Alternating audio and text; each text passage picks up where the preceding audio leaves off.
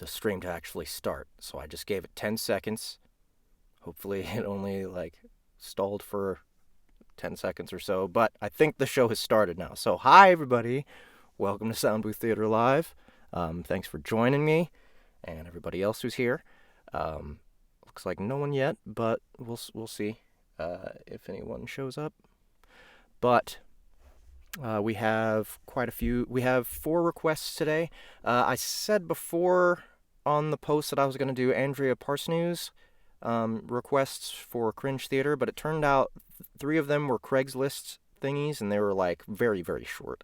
And then the other thing was a Bill Nye the Science Guy fanfic that was probably going to be awful, which would have been delightful, of course, but her link didn't work, so I couldn't find it. So I've decided to go with something else instead. I'll just surprise you with it.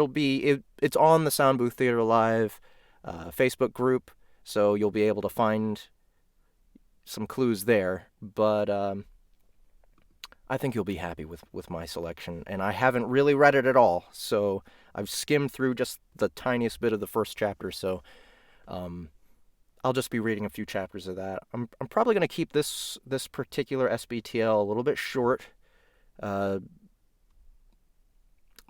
I have some fun stuff coming up. So first of all, Michael Ryan Soilo, probably our best requester, requested that I do The Fanged Lady by Richard Raley. This is an urban fantasy from, I believe, 2011. So it's 6 years old, and it's got 6 full books and a few other smaller novellas or short stories for it. And it's actually been quite successful as far as I can tell. But it really seems like the kind of thing I would like to do someday. I haven't been able to get a hold of Richard Raley, the author. So maybe, at some point he'll be getting in touch with me and I can talk to him a bit about it. Hopefully he won't be mad that I'm doing this on Sound Booth Theater Live, but we'll see.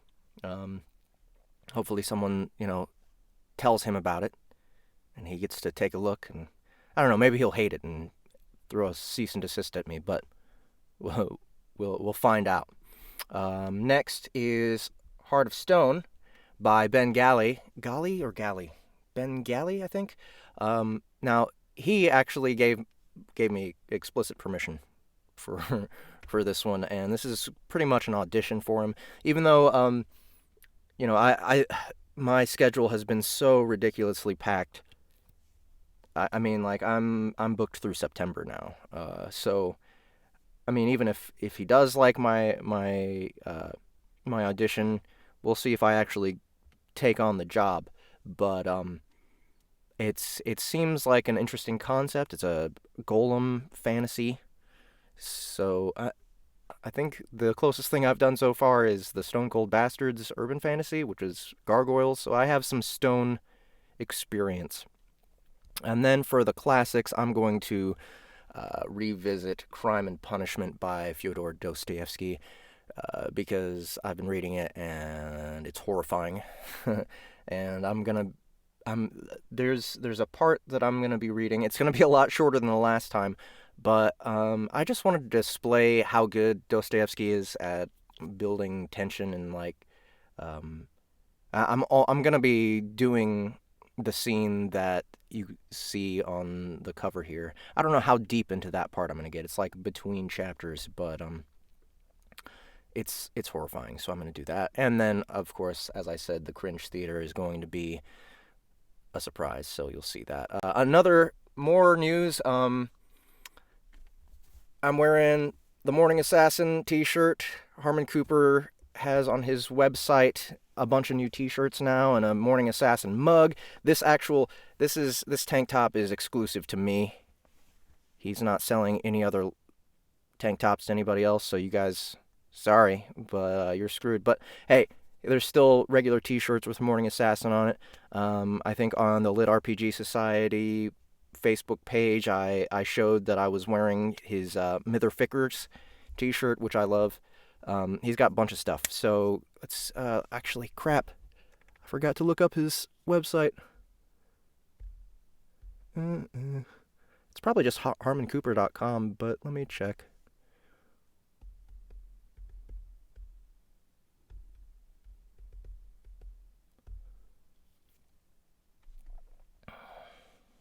Speaking of Harmon Cooper,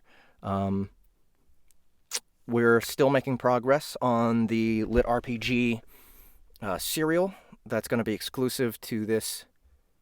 It's going to be exclusive to this stream, to SBTL. Yes, harmoncooper.com. Yeah, I found it, and Jason found it before I did. So yeah, definitely go there. He's got merch up now, and you can look at all the other books he's got available, because he doesn't just do Lit RPG. He's got an awesome cyberpunk. I don't know if it's cyberpunk really. It's kind of it's sci-fi. Okay, it's called Life is a Beautiful Thing. It's another series that's actually connected to the Lit RPG series, but it's nothing to do with Lit RPG really. It's more about AI. So Life is a Beautiful Thing. That's got, I think, 4 different books in that series, and he's got a bunch of other stuff that's just on its own. So Harmon's pretty prolific as it is. So go check out his stuff. But anyway, the Lit RPG serial, which the working title was The Lit Table, but I think I want to make the title more specific to the actual content, and so I've decided to name it Proxima Live. Harmon Cooper is really excited about that because the Proxima Galaxy is what all of his Lit RPG stuff is based around. And that's the backdrop that Michael Ryan Soilo is using to write the story over. So I'm excited about this. The serial's coming together. We got all the authors looking at the character sheets now, generating new characters for themselves. The actual character generation process is extremely in depth, and we'll be able to show those off on the show as well. And yeah, I don't know how far he is with writing the actual story. What I've seen so far is very in-depth as well. I saw a casino involved somehow, so that ought to be fun. I'm just really excited about the fact that there's something original being written for my show, and I'm just so excited and grateful to all the authors that are participating. Don Chapman, Michael Ryan Soilo, of course, Jake Davies, I'm sorry, I'm sorry, I have, there's a lot of authors working on it now. Who else? Chris, you know what, I need to bring up the list now.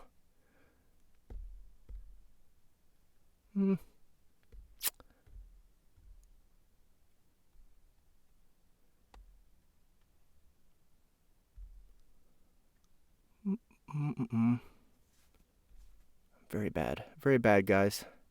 Where's my groups?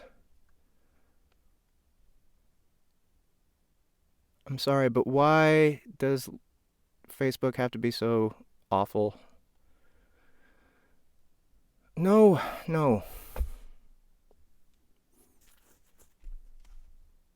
You guys, I'm an idiot. I should have had this stuff already ready, but I'm just always running around being disorganized and dumb.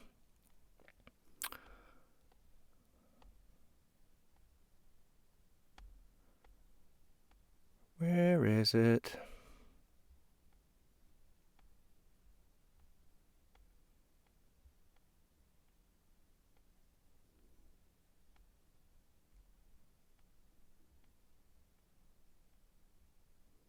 Here we go.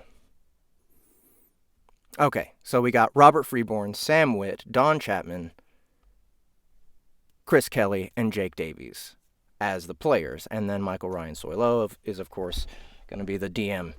So, yeah, probably another 2 or 3 weeks we'll be setting up a writing session that we're going to be live streaming as well. So you'll actually get to see them play the game and plan out the whole thing. And then after that, they'll be cut into 30, 45-minute episodes for me to perform live here on SBTL. So I hope you guys will tune in for that and start, like, as soon as we have, I don't know, I guess as soon as we schedule the writing session, we'll be trying to advertise it as much as possible, trying to get all the authors to talk about it to all their fans and all the people they know. I'm hoping this becomes, a pretty big deal and a real reason for people who don't know me and who don't know the authors that I work with so much, more interested in the show. So that's that. Now, I'm going to go ahead and get started on The Fanged Lady by Richard Raley. So, the general gist of this book is that the main character, it's all in first person, and actually, what's really makes it something that should be on Audible, that should be in audiobook form, is that a lot of it is his journal, him actually speaking into a recording device. Like this one is session 1 here, and he's actually speaking into a tape recorder. So, that's like, I mean, what other evidence do you need that this thing needs to have an audiobook, right? It's all meant to be this guy talking into a recording device. So, that's another reason why I think I'm going to be good for this role, because the way that I narrate is more conversational. It's more storytellery, rather than reedy sounding. And also, this guy is like kind of a foul-mouthed person, and kind of a bit of a, I don't know, he comes from a lower class background, I guess you would say. So I'm pretty good at relating to those kinds of characters. So here goes. The Fanged Lady by Richard Raley. By the way, this is requested by Michael Ryan Soilo.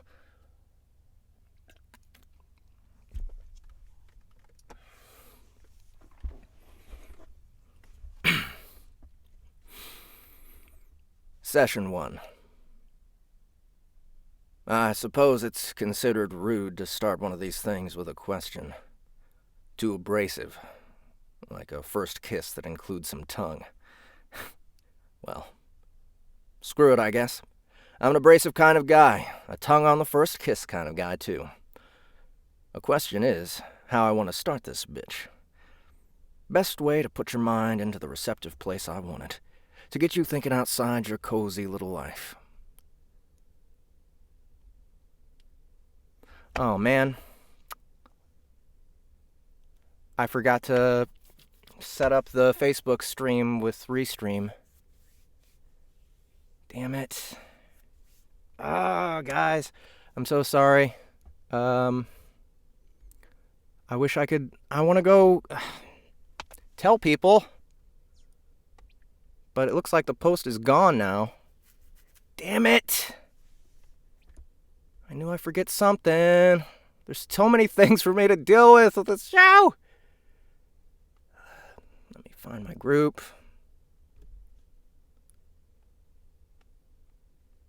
Actually, from here.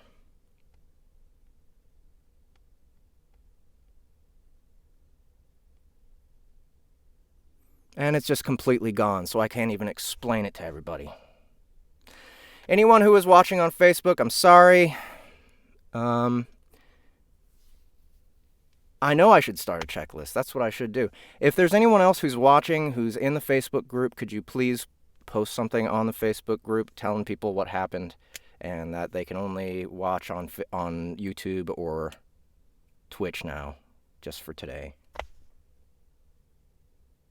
Ugh.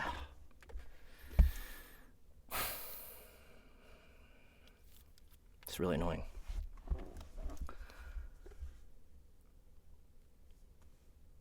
I wonder if I can... No, I can't. I can't do it. Because I'd have to just start... I would have to stop the stream. This is so annoying.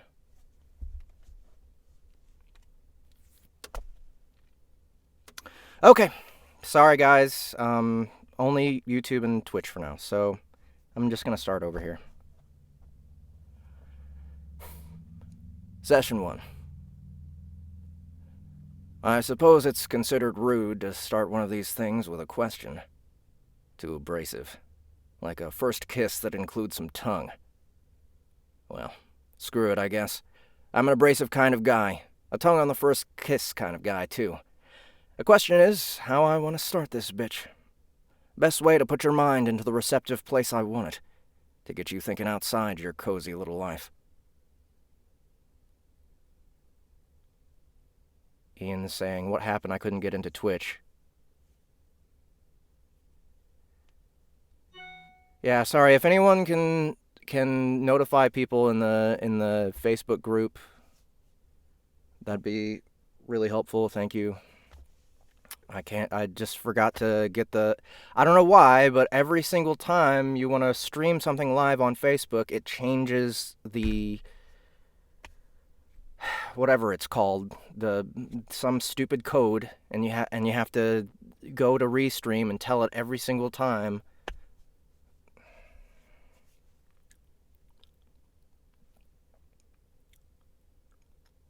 A question is how I want to start this bitch. Best way to put your mind into the receptive place I want it. To get you thinking outside your cozy little life. That question is, have you ever heard of necromancy? Quite a question, ain't it? Bit dangerous, bit insane. It's a question that should never be asked. Might as well ask you, do you believe in flying pigs? Simple to answer. You think. But you're wondering if there's strings attached. That's good. Always look for the strings in life and always have yourself a good pair of scissors. It's not a simple question. Nothing simple. The answer is, they make TV shows about it. So sure you have, everyone has. Raising the dead, zombie armies, skeleton warriors, all that bullshit. Of course you've heard of necromancy, because necromancers are douchebag show-offs, and a few more of my favorite words on the side, who think too much of themselves. I've never met a necromancer I ever liked. That's a string right there. I'll put it out to you beginners. This one. A big one. Need some industrial sheet metal shears to cut it. Would it surprise you to find out that the necromancers aren't the only mancers around?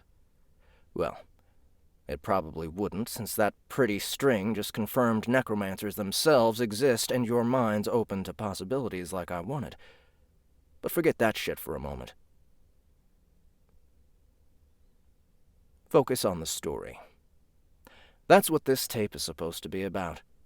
My story for your benefit. So you see the strings I didn't. So you don't make the mistakes I made. So you go in knowing there is a game and you are playing it. More mancers than necromancers, and what is your mind going towards? Pyromancers? That's right. They exist too.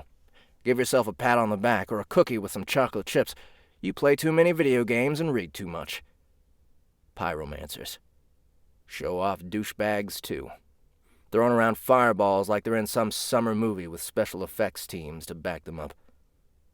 That's okay though. I like pyromancers. They got style. Here's another string, kiddo. These powers have been around for thousands of years. They have made myth and legend, and go beyond necro and pyro. The oldest of the bastards who taught it to me call it elementalistic harnessing of the anima natures of mankind. But to anyone born after the culture clash of the 70s, it's the mancy, and if you use it, on whatever you use it on, you're a mancer. There's a lot more kinds of mancers than you'd think. Lots more mancers than you'd think, too. They even got a school for gifted youngsters. Some real Charles Xavier meets Hogwarts kind of shit. It's even called an institute of some sort or another. All official-like. Like I ever paid attention to official titles like the Institution of Elements, Learning Academy, and Nature Camp, or the Elemental Learning Council, or all the rest of that turn of the last century still-speaking Latin bullshit. To me, it's just the asylum. The asylum, keeping us all locked away.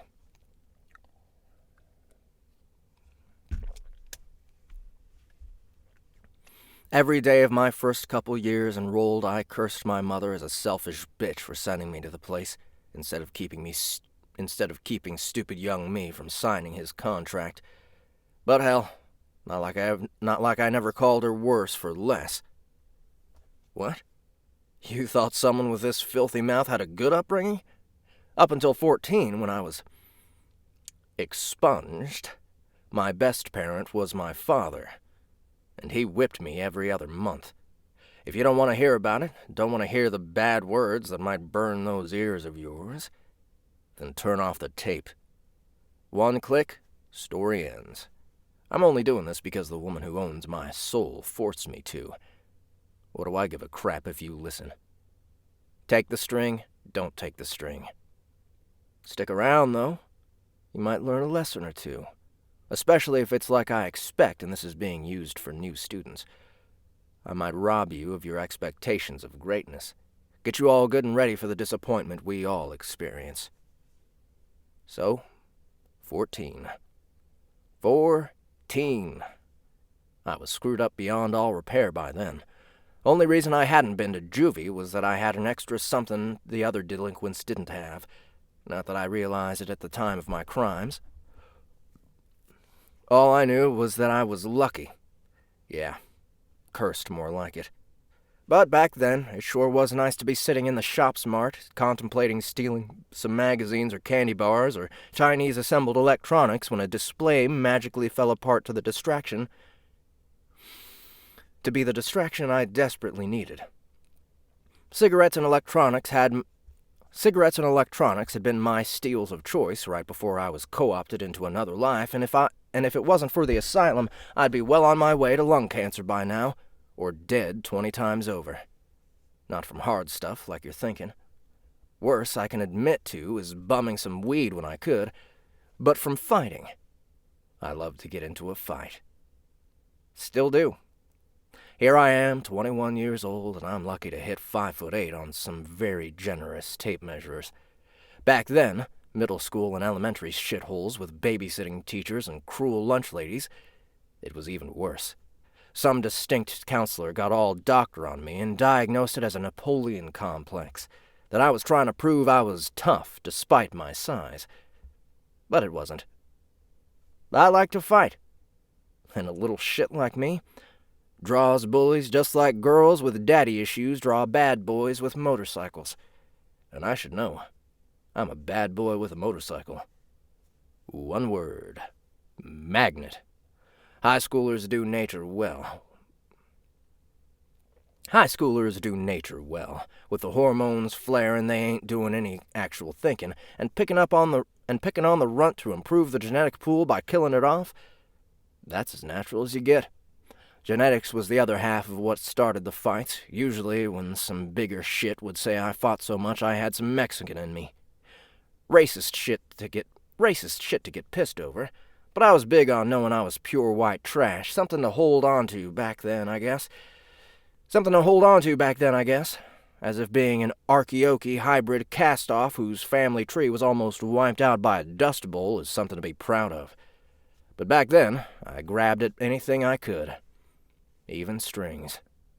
Really, playing the racist white boy in a city that is as America as affectionately called.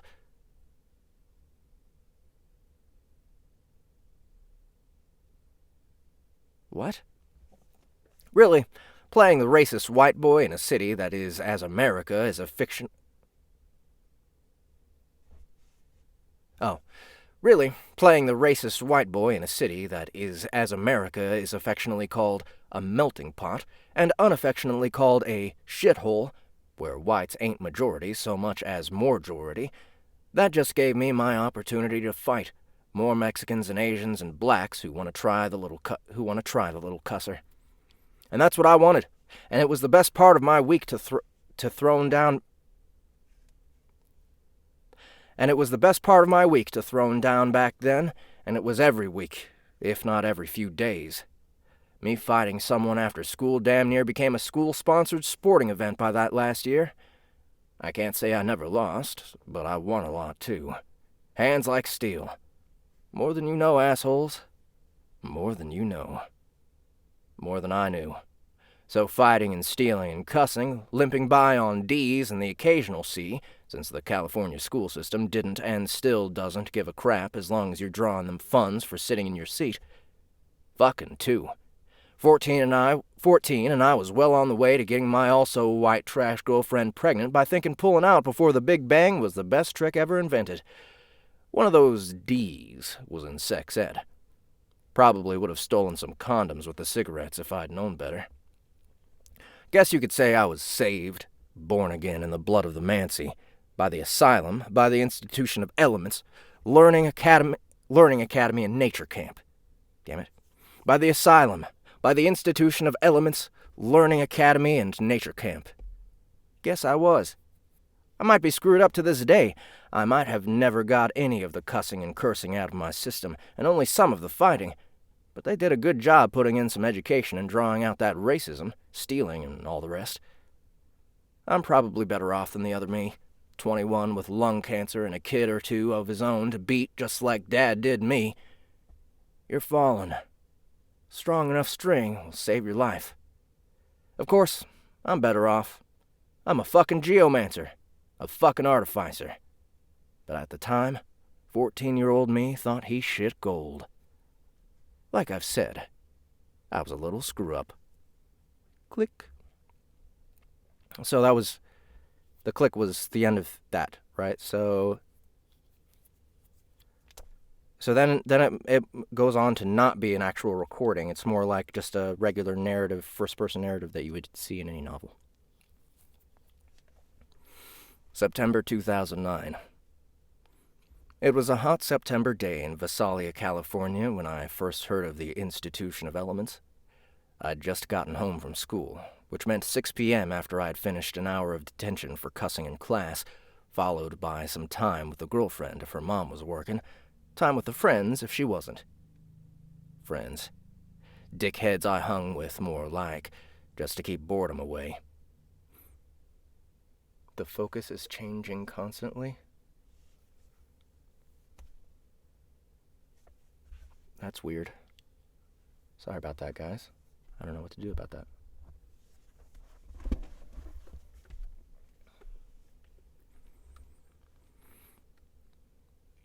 Another bit of nature is safety in numbers, even if you can't stand the people who make up your numbers. 3 digits still that year, an extra hot year in an extra hot town, and our little shitty house had to make do with a swamp cooler that only worked half the time, and probably spewed more mildew than cold air when it did. I'd stolen a portable fan from Walmart that I treated like it was gold-plated. I had it chained to my bed with a bike lock to keep my sisters from taking it, especially JoJo. Or at least, that was the reason at the time. They were both moved out by then. One the day she turned 18 and the other didn't even wait for then. But the fan? The fan never got free. Just me and my folks. Miserable, all 3 of us. Mom was continually drunked out on the couch, but at least she wasn't a mean drunk, just dead to the world, and one time when an older friend came over, frisky. Dad was a mean drunk, but he only drank on the weekends. During the week, he'd come home after his long day, +4 in overtime, and smoke a joint in the backyard to help numb out the physical pain. Maybe the mental pain, too. He'd cook dinner also, which is probably the only reason I ever came home during the week. I'd learned not to come home at all during those weekends when the booze started flowing between Mom and Dad. I was a bit surprised to see an unknown car in the gravel driveway. It wasn't expensive, but it was new, which was out of the class of anything Dad or Mom could manage. As far as ours went, we had a truck and an SUV, both over 10 years old, and one of them always worked, though which one had a habit of changing every few months. So, new car, and I know something's up. None of my dad's friends from the warehouse had new cars either. You're probably feeling bad for how poor we were. But don't. Lots more worse off, Dad always said. And he's right about that. We had insurance at least, and when I got my arm broken in a fight during 4th grade, taking on a 6th grader just a bit too big for me, I got it fixed, no problem. Plus checkups. Plus dental. Take your pity somewhere else, assholes. Turn off the tape and go read The Notebook, or some other weepy crap. Mom and Dad were waiting for me in the kitchen, which on accounts of Dad being the cook made it the cleanest room in the house. Couldn't do anything about the heat, though. Fucking Central Valley summers never ended when they were supposed to and always tried to sneak their way into Halloween. Mom was having a good day. Doctor got his doctor on and said she's bipolar, an extreme case of it, which means good as in up or hyper and happy. What? Oh, I see. Which means good as in up or hyper and happy. Good days always freaked me out way more than bad ones. There was a woman I didn't know sitting at the table with them. Probably just past 30, I guessed. The kind of just past 30 you only see in movies or in those celebrity magazines my girlfriend loved to read so much that I stole them from her. Stole them for her. Wasn't I romantic? This woman would have fit right in. Well, her face and blonde hair at least. She was too thick for Hollywood. Not enough bone showing, though normal people would call her thin. Her blue eyes were sharp as she took me in. All of 5'0", ratty shirt with some MMA fighter on the back and jeans that probably needed replacing. She had a sharp smile, too. She had a sharp smile, too. So sharp it cut.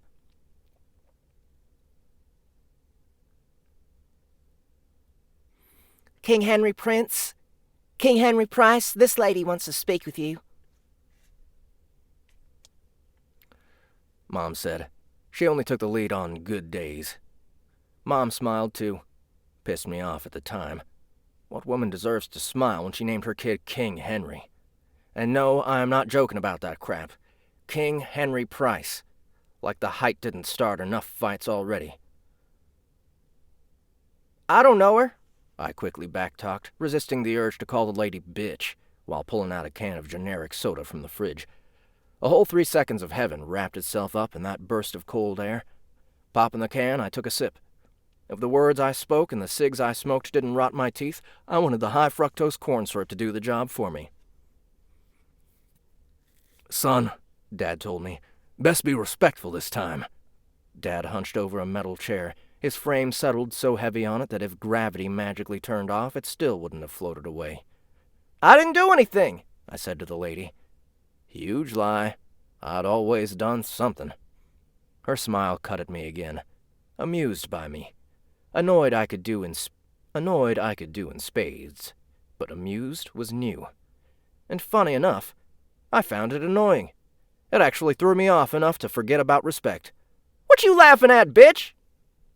Dad moved to cuff me across the table, and who can blame the guy? But the lady waved him off quick enough to stop the blow.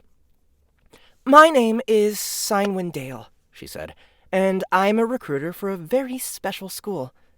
Like I told you, some real Charles Xavier shit. Would you prefer to be called King or Henry? Both? King Henry.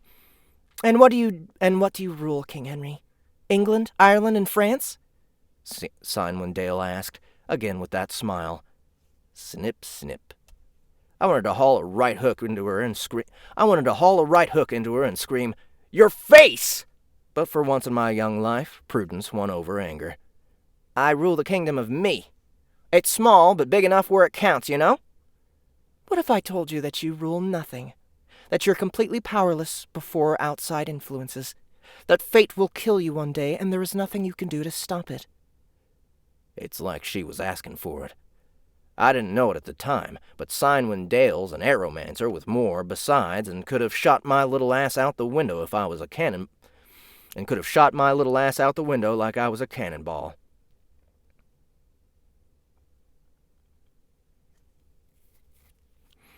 I'm trying to be nice, lady, I told her. You like to fight, don't you? Cynwyn Dale observed. Mom tried to wave that off, seeing the chance to get rid of me dying before it was born, but the lady stopped the waving with a look. There is something about Cynwyn Dale that makes you shut up and listen when she commands your attention that has nothing to do with the Mancy. You like to fight, King Henry. Like to punch and take a punch especially, I'd guess. So? The shirt of the guy beating the crap out of the other guy gave it away?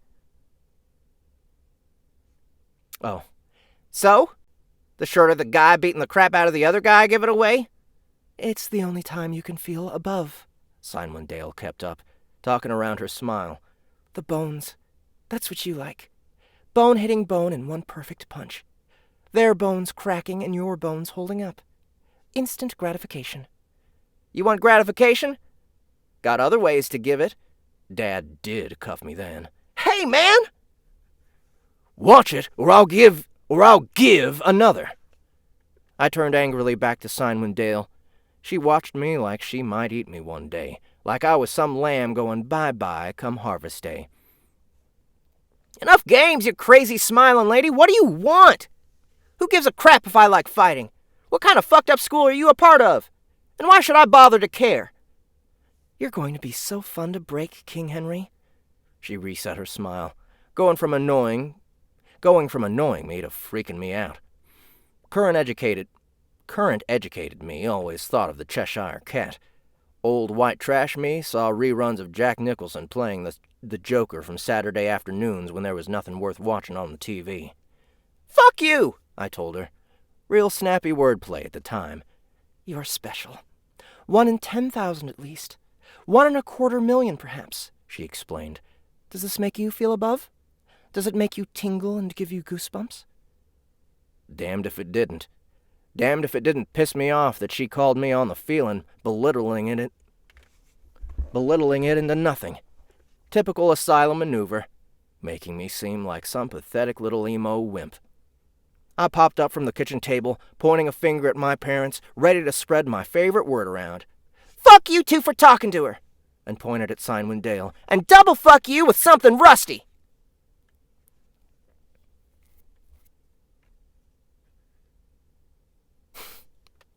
Cheshire Cat, Cheshire. Sorry. I ran into my little room, locking the door. No, I did. Still remember the lock turning, like amber froze in time.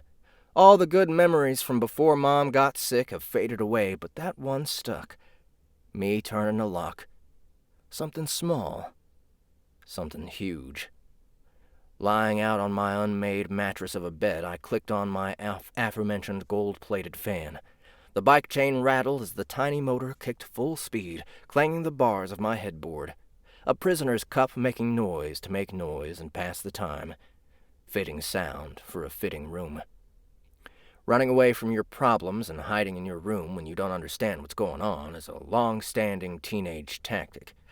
In my house, with its thin doors and even thinner walls, it didn't work too well. You could still hear everything, but at least I didn't have to see Cynwendale's smile any longer. I lit up a cigarette to calm down. Smoking was forbidden in the house. Actually, it was forbidden at all, but doubly forbidden in the house. I wasn't giving much a crap at the moment. My fan rattling and wafting exhaled smoke, I heard the aftermath. "Sorry about that, Miss Dale," Dad said in his gruff voice, which only got kind when he talked to my mother.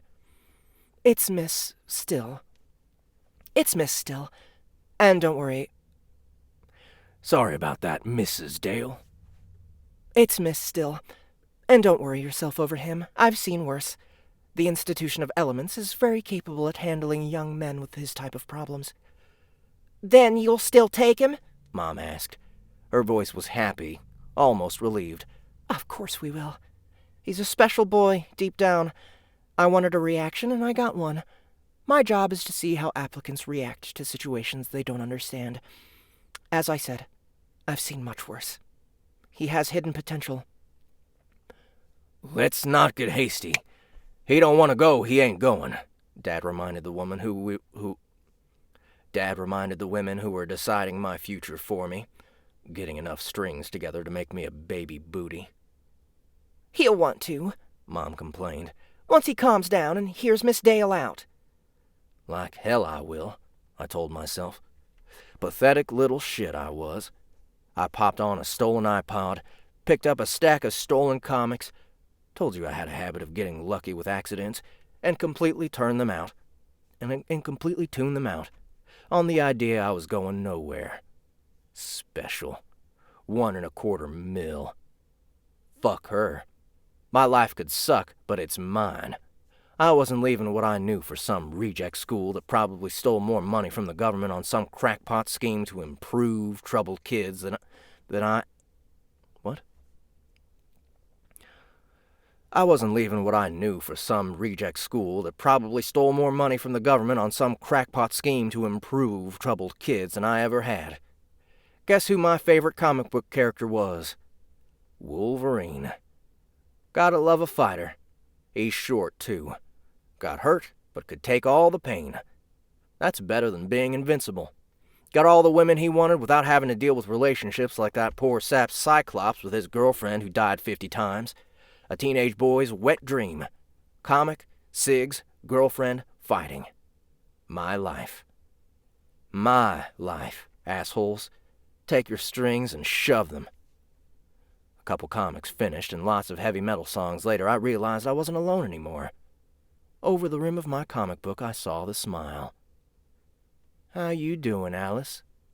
My next look went to the door, which was still locked, and it wasn't one of those shitty locks you could pop with a hairpin, but a nice deadbolt I'd stolen from Home Depot. Yeah, I stole a lock. Bite me and go find your own irony. The music still beat from my earbuds as they dropped away. I screeched a little from the shock. Who the fuck are you, lady? Signwind Dale, a recruiter for a special school for special people. All right. So that's The Fanged Lady by Richard Raley. Hopefully he gets wind of this little thing. I actually emailed him and he didn't answer. I mean, maybe he's the kind of guy who keeps to himself or whatever. But yeah, I just like the attitude behind this one. So anyway, next request, Heart of Stone by Ben Galley. So yeah, this is one that I actually did talk to the author. A long time ago, probably 2 or 3 years ago, I auditioned for a book that he wrote. Gonna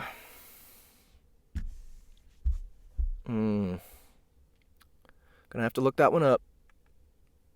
It was a fantasy series, white cover with nice, pretty lettering, very abstract cover.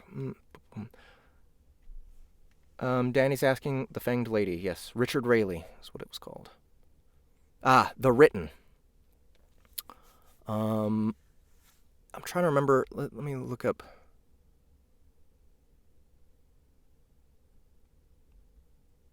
What the name of the series is. Can you just give me the website, please?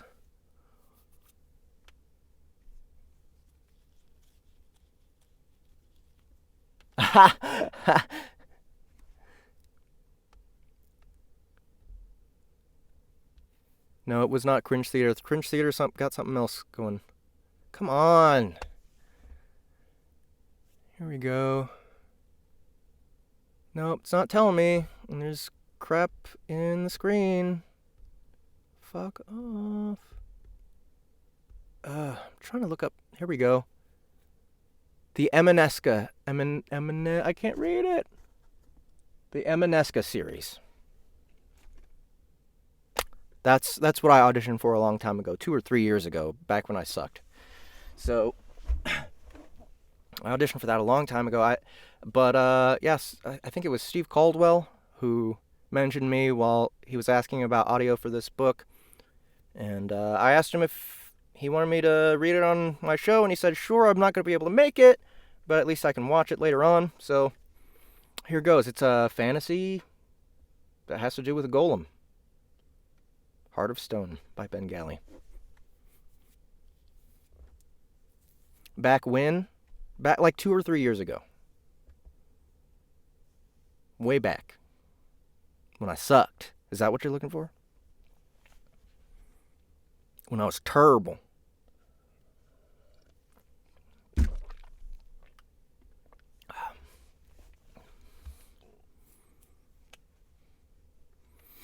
Okay.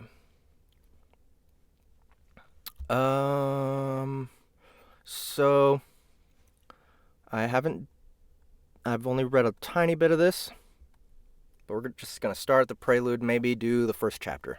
We'll see how long the first chapter is.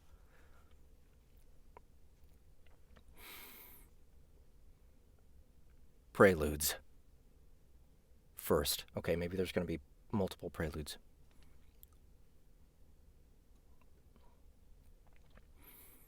Keep still, a voice demanded. Keep still, or it will take root in the wrong place. Mercy me.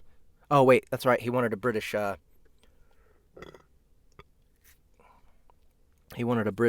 accent for the narration.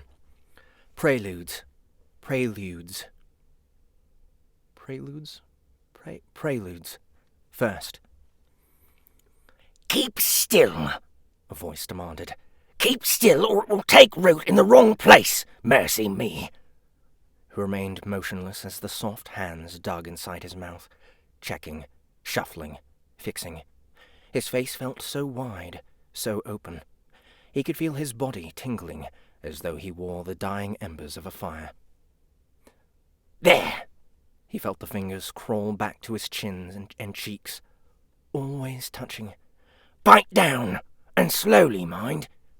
His jaw did the work for him, clicking back into place under the guiding hands, teeth crunching, finding their nests. The tongue began to burn in the pit of his stomach. There came a clanking as the room swiveled about him. Something tugged at him without touching, pulling at every corner of his body. He felt heavier than a mountain. It is time to open your eyes, my new friend. His eyelids were impossible at first, but with some searching and testing, he cracked them open, and let the light flood in. When the colours had finished dancing, and the stabbing pain had receded, a small shape coalesced in front of him. A wizened thing it was, with glass circles in its eyes and a black robe smirched with rock dust on its back. The room was long, full of complicated contraptions made of wood and hooks and rope. Tools littered every available surface. The floor was carpeted in stone chips. Along one wall, window holes had been cut into the rock, and light spilled over intricate arrays of articulated metal arms which hung from the ceiling, and cogs in the walls, made for turning. Something was howling in the room, constant yet undulating in pitch. It made his skin shiver. Move! Try your limbs! Said the wrinkled figure. A man.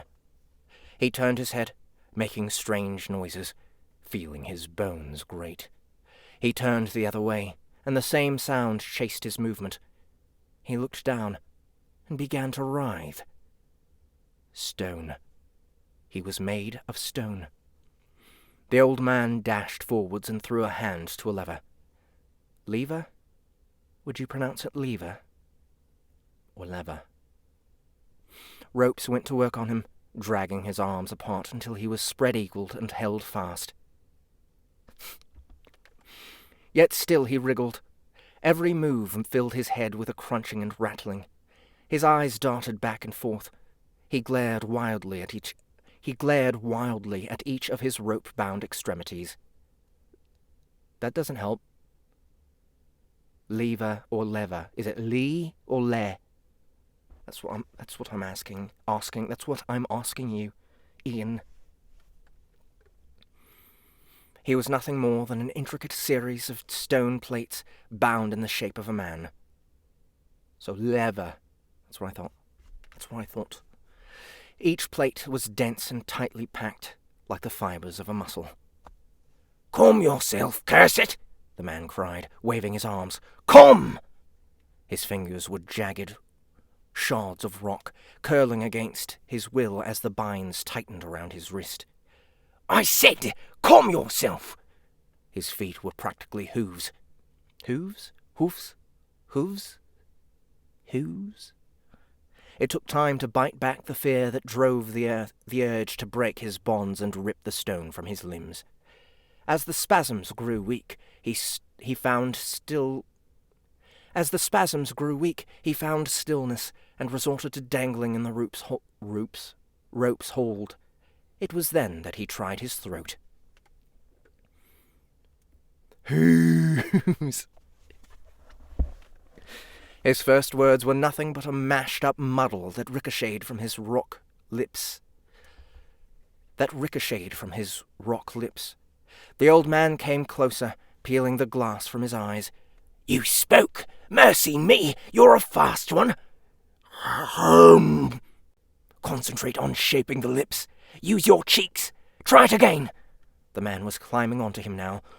"The lips, damn it! Why?"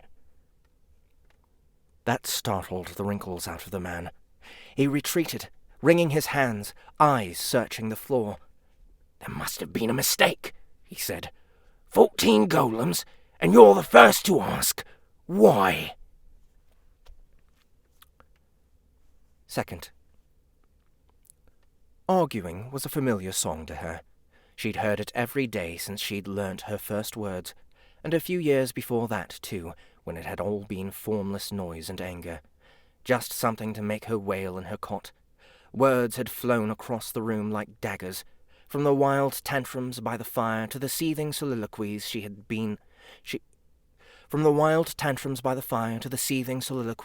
when she had been tucked up in sheets. Blah.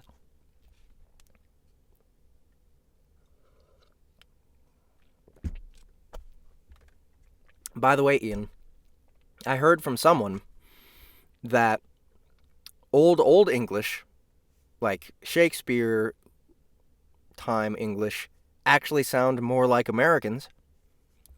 But then eventually, like, some kings, some royalty got in there, and they talked funny, like you guys, and that's how the British accent developed. That's what I heard. I heard that from somebody. Kind of like how, in Spain, like, they talk with a lisp, kind of. Is it Spain or Portugal? I can't remember. Because they were just trying to go along with the king and try and kiss his ass, so I think that was an interesting little fact I heard. I hope you have something to say about that.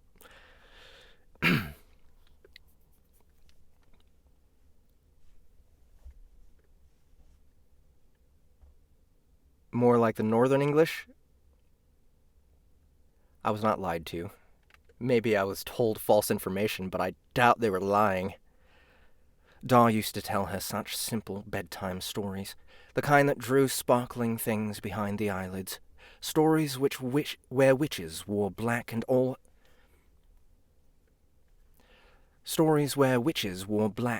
heroes carried swords. They were made of such clear and comforting lines, something to believe in. But the arguments had made everything blurry. They showed her that in real life, heroes sometimes wore black, and even witches carried swords. Tonight, her Da... How do you say that? Da? Like, da or da?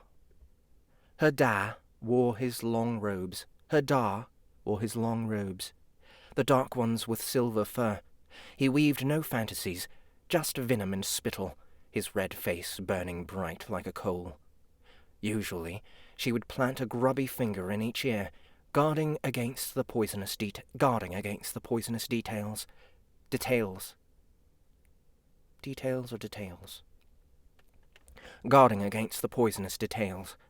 Now, those fingers were entwined on her lap, as still as a gravestone.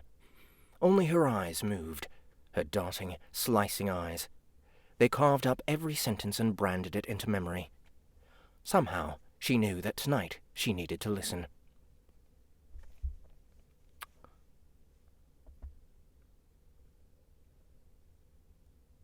Who's saying this?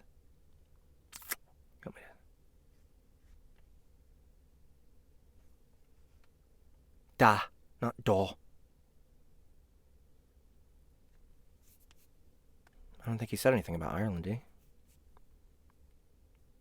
But I guess, is that implying that these people are going to be Irish?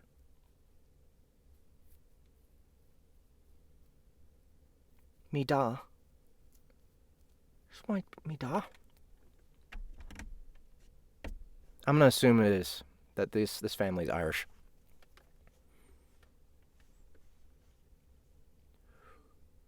You want me to say I don't love you? Well, listen up then. I don't. I never did. Who could in their right mind? Who could bear to live with it? It's your mother's blood, her peasant curse living on through you, ruining everything for us. Spit on it, Mill. Spit on this whole thing. The slam of the door that followed would echo in her ears for many years to come. At night, when the thatch creaked and the lanterns had burnt to ash, she would hear it. She had no clue of the significance then, but she would in time. She broke her gaze to fetch a cloth for her mother. It was usually now that the whimpering came, the tears and the snot, then the incessant cleaning or cooking, something good for a distraction, then silence, angled up against the wall by the door, her head to the stone. Mam would always laugh after a moment. Mam would always laugh after a moment or two, and came to hug her long and tight. They were the only bruises her parents ever gave her, and there was something good in that. But no tears came, not a drip nor a glint. Mam stayed put, her hand outstretched to the door handle, as if snagged on something. It took an age for it to drop. Then she moved closer to press her palms against the old wood, stained by soot and use. "Dad's gone again," said the girl. The hands moved to throttle a dishcloth. "That he has, Lesk. That he has." Is it Mom?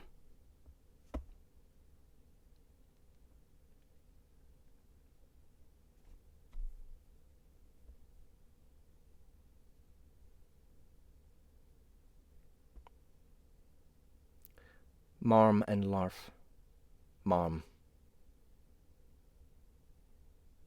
Gotcha. Marm. Like that, Marm? Marm. Larf. Gotcha.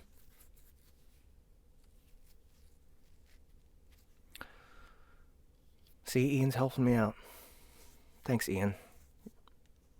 You're a good man, sir. "That he has, Lesk. That he has." The girl hopped to her feet and stood in the middle of the room. Her hands crawled behind her back. There was a new taste to the cottage air, different from the usual stink of the cooking spit. Different from the usual stink. Blah.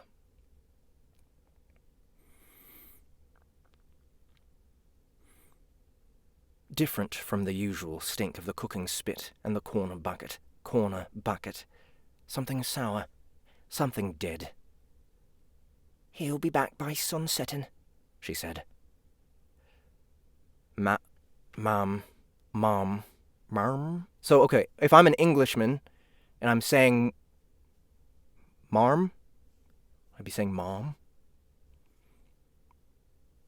Mom nodded for a long while, and it was as though every dip of her head wound her up tighter, like the clockwork toys that hung in old Kinney's window. At long last, she turned, straightening up to somewhere between calm and proud. She said nothing, just smiled in a way that made her lips flutter. Now came the hug. Marm. I'm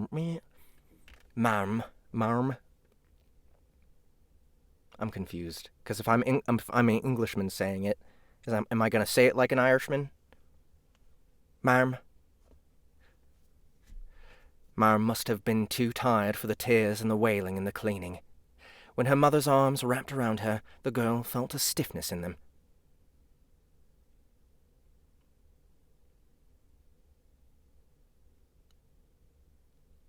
Ma'am. So, ma'am. They were too gentle, too light. She felt lips brush her ear, so close she flinched when the words came spilling. They were hushed and tightly bunched. Tomorrow. Next sowing. Maybe when you're as old and as wrinkly as I am, A man will come to find you, Lesky. He will tell you the architect has called upon you. He will sell you stories of righteous rewards, of a place in the highest towers of the forge, just for you. He will promise wonder, travel, and the chance to make the world a better place. He will flatter you, tell you how special you are. A finger prodded her in the back. And all of it, except the last, will be a lie, my little miss.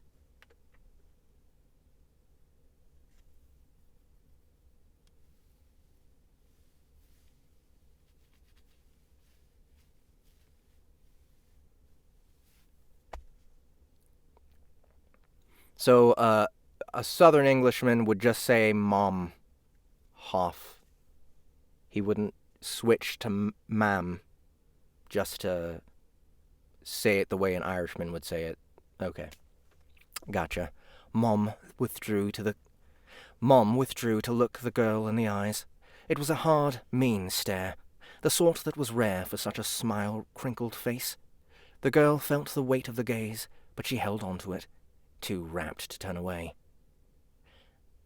And when the day comes, I want you to run like your back is on fire. I just promise. One nod, and we'll never speak of it again. Again. Sorry. She gave her a nod, and the matter was buried. Mom took the girl's face in both hands and touched the foreheads together. Their foreheads together. You're different, Lesky. Don't ever stop believing that you can change the world, dear. Not ever.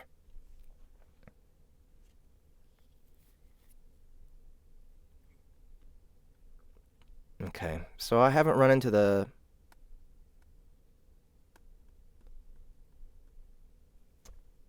golem yet.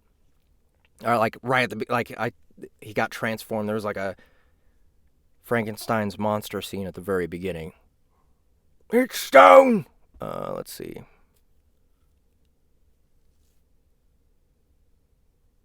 I want to do some golem voice.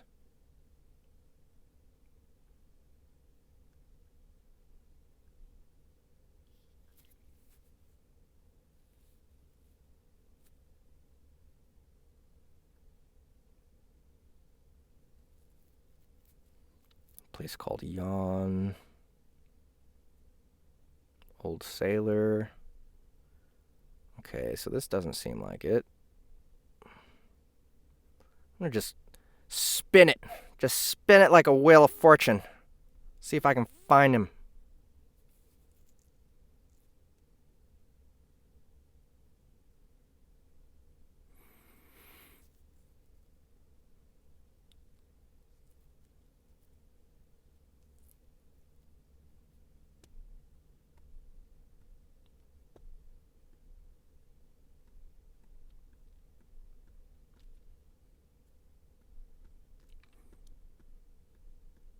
Come on.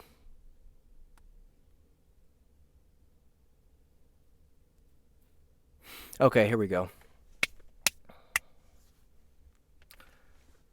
Maybe he'll wake up in this little scene. So this is like way in, I don't know, chapter 8, maybe.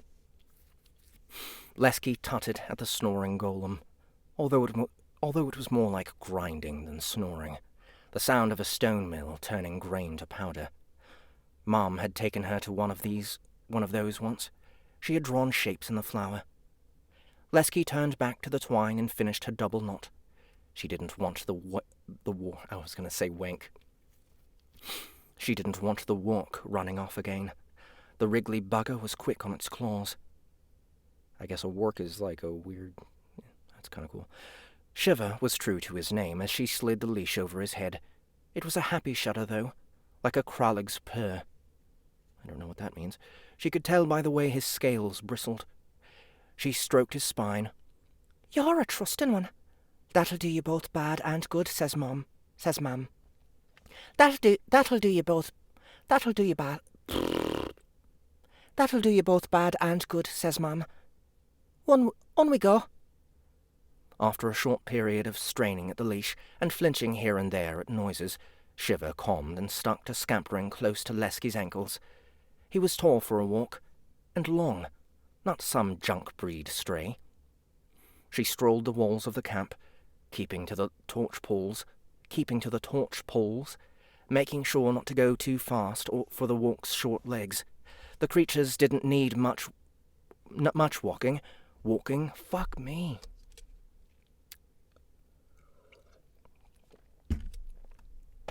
Did she just, like, slip away from him while he was sleeping?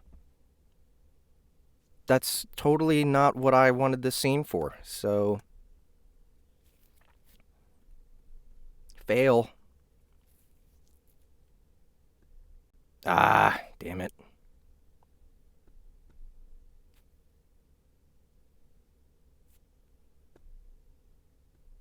Sorry, guys. I wish authors would, like, tell me where to read. That would be cool. I talked to him about it. He was like, yeah, go ahead. It's like, okay, so where? And he was like, I don't know how to make cricket sounds. It's too low. Didn't work.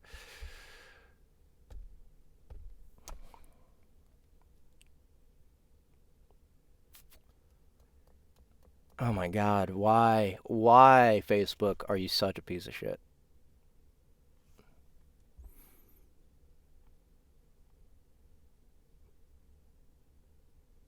I was just talking to him. Where is it? There we go.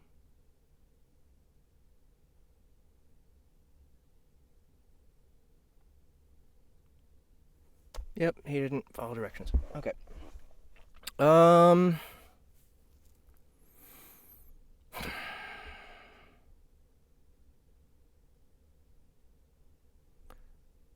Bam, another spot.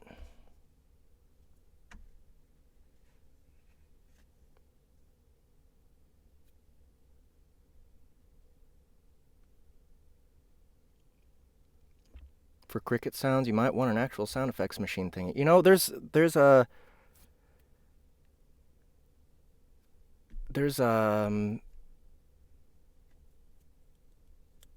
application that I want to get that I can actually do that with. So I might start doing that for my streams.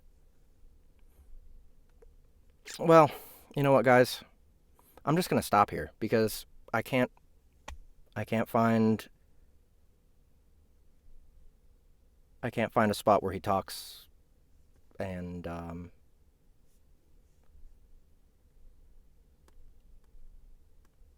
it's very hard to find stuff. Is his name Task?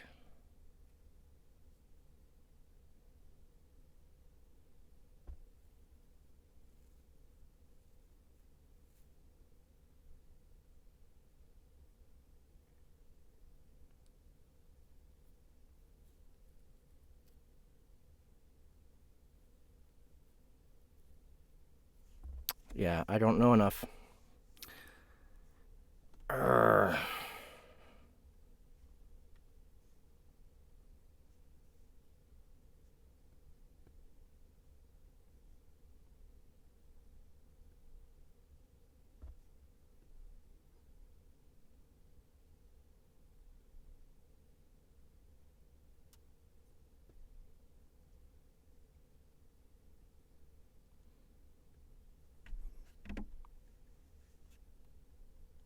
Oh, this is where I stopped before, and it wasn't it.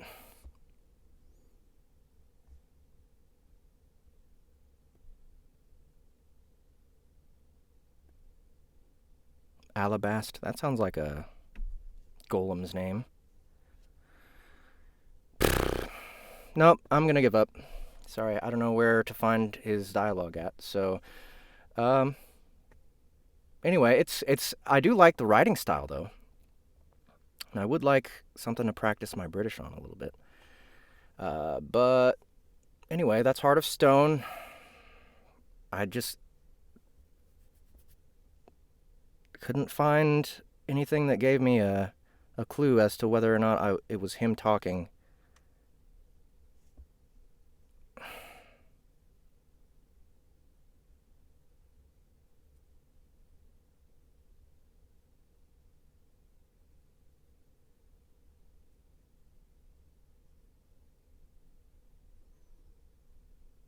I keep wanting to look because I want to try it, but...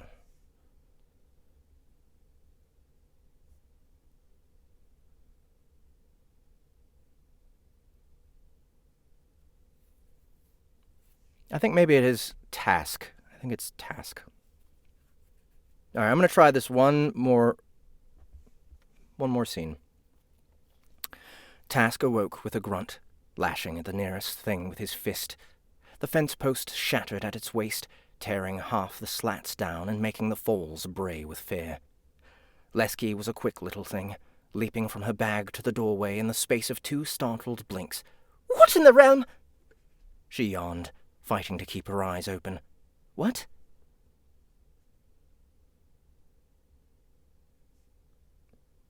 How is she, like, jumping and then yawning? Okay. Task shuffled onto his knees and tried to prop up the post by holding its 2 shattered ends together. It didn't work. He looked back to Lesky to find her shaking her pillow tousled head. The new dawn painted her face a dusty pink.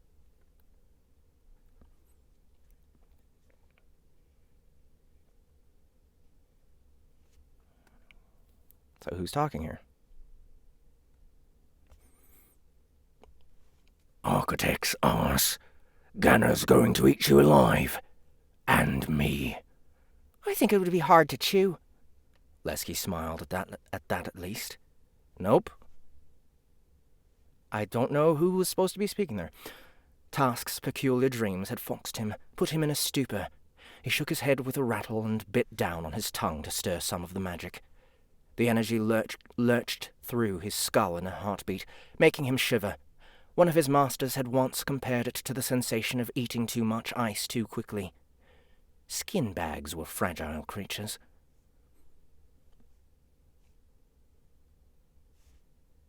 I'll fix it. I'll fix it. "You will, all right. I'll go get the things. Meanwhile, you'd better keep Tricks, Mix and Flicks all safe and sound. Otherwise, Ganner'll have another reason to get you in front of Huffy." Why do humans insist on using nicknames? Are your names not sufficient? Lesky put a finger to her chin. "Maybe sometimes their parents didn't do a good enough job of naming them in the first place. Close, but not close enough." She grinned, impressed with herself. Right. It made no sense, but he nodded all the same. "Now you stay there, you silly creature, and watch them falls." He took up a stance at the broken fence, watching the creatures with slitted eyes. Nobody ever talked to him like a... Task frowned. Like a human. Monster, beast, or thing, he was to most. He wagered the girl wanted something. They were always nicer when they wanted something. Barely 5 minutes passed before the stablemaster managed to rouse himself from hungover dozing. He came stomping to the doorway, and his ruddy face blossomed red in an instant. Task stood a little taller as Ganner marched towards him, finger raised like a sword. If there was one human emotion Task did not like, it was rage. He had seen far too much of it in his long years, both in the wild eyes of men and glowing at the corners of his own.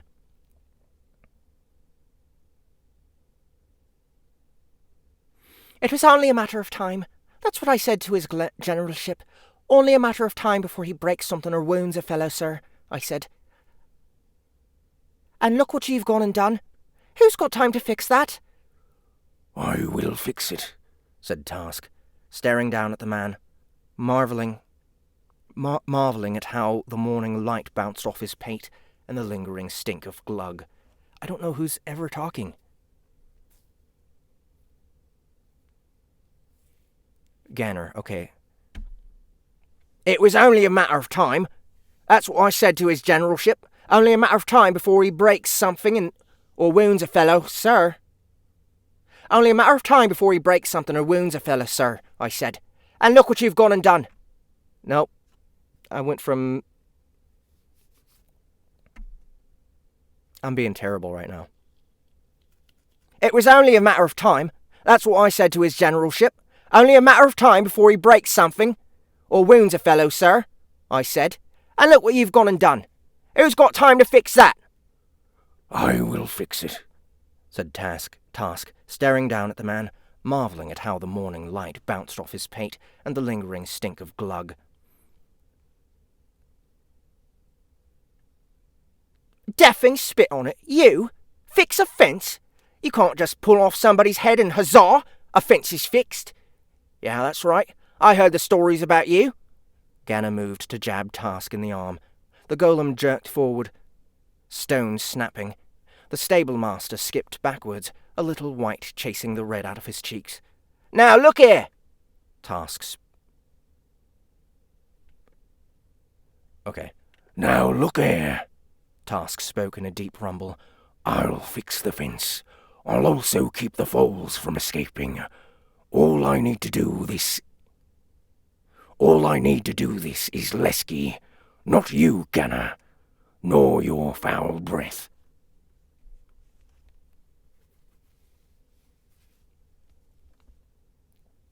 Okay, so that's him. That's the best I can do for now. I just kind of jumped on it. But thanks, Ben Galley, for letting me read Heart of Stone. It sounds interesting. I'd like to check it out some more. Maybe I can do another SBTL with it next time with a little more preparation and like some specific places that you want me to read from. But anyway, that was the last portion of our first bit of requests, and now it's the classics. I want to get back to Dostoevsky because I really like his writing style. I really like what I really like Crime and Punishment. I've been reading it. I haven't had as much time as I'd like to read it, but I thought like this is like the end of part one, not the very end. I'm going to read up to a certain point because I don't want this one to go so long. But the tension he builds here is amazing. So what's happening here is our protagonist, I forget his name because it's Russian and it's kind of crazy. Where'd it go?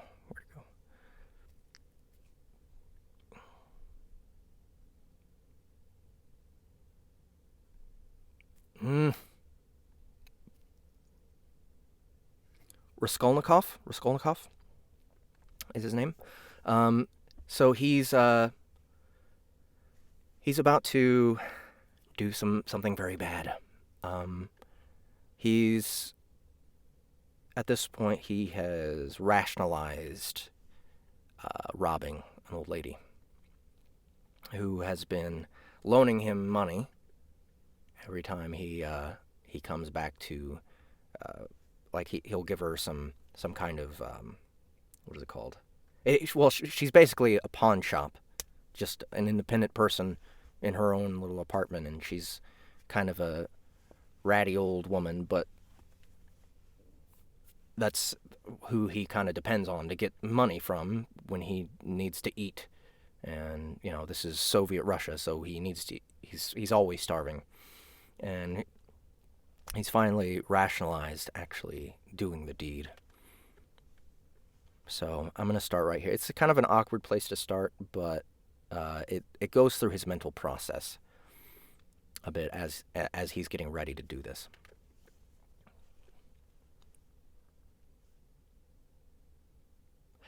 He reluctantly, almost mechanically, ate 3 or 4 spoonfuls. No more. His headache eased a little. After his meal, he stretched out again on the couch, but he could no longer fall asleep. So he lay without moving, face down, his head buried in the pillow. One daydream followed another, all of them strange.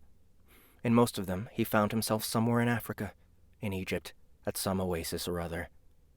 The caravan is at rest. The camels lie peaceably. Palm trees grow around in a circle.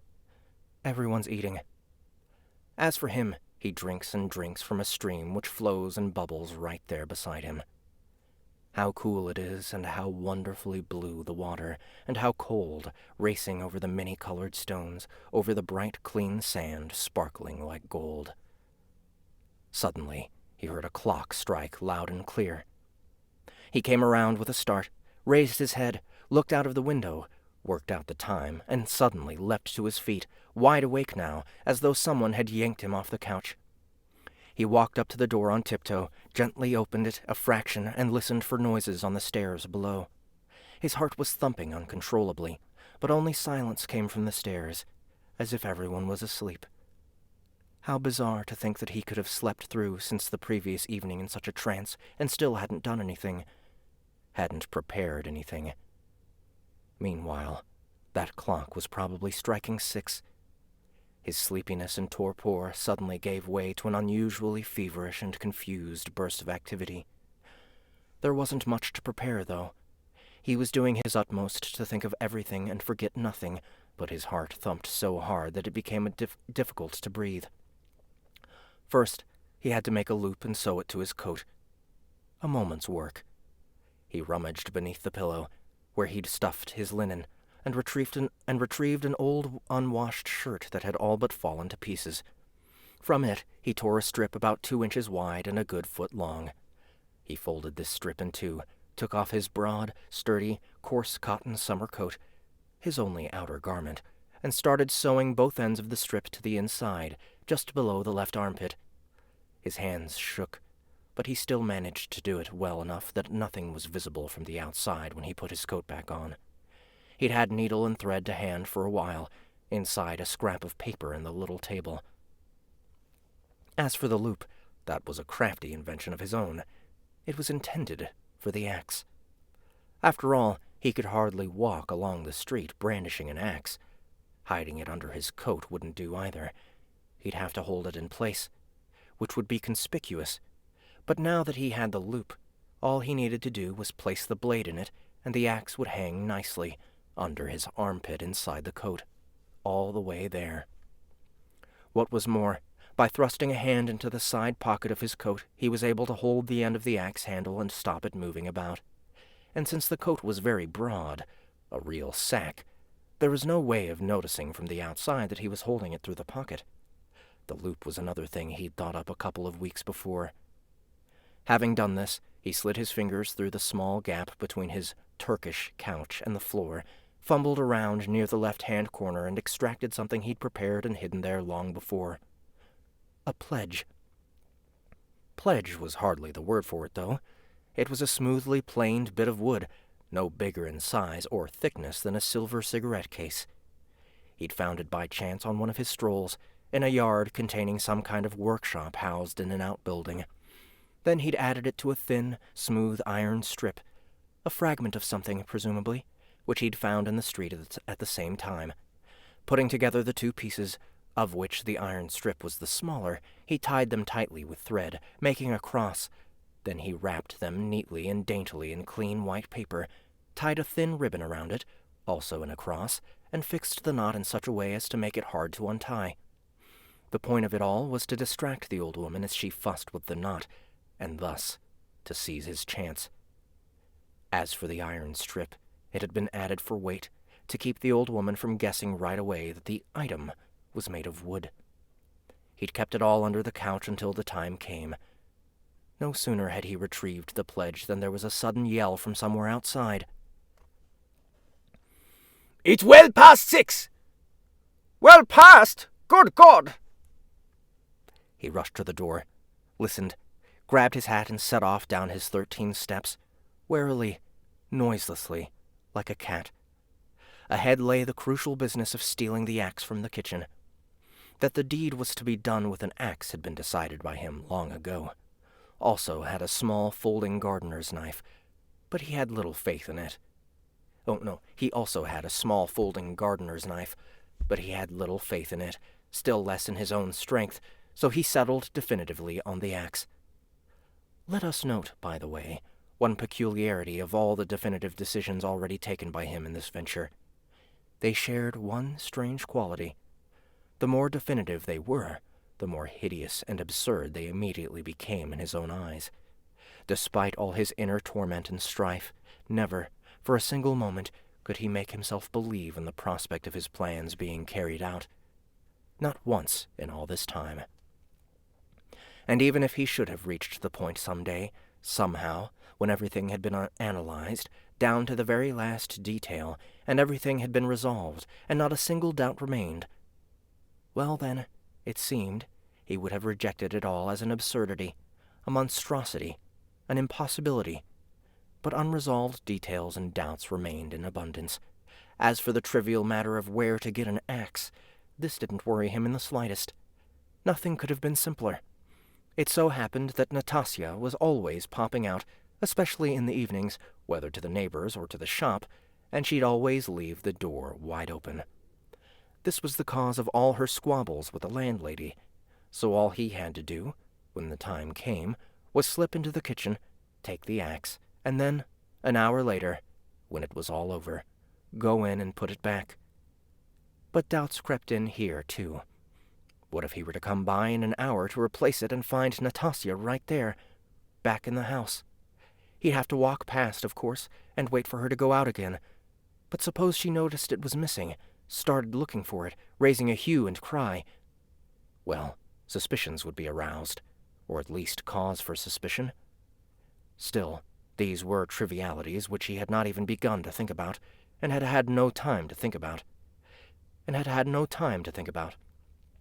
He was thinking about the main thing, postponing the minor details until he himself was fully convinced. This prospect, however, was utterly remote, or so at least it seemed to him.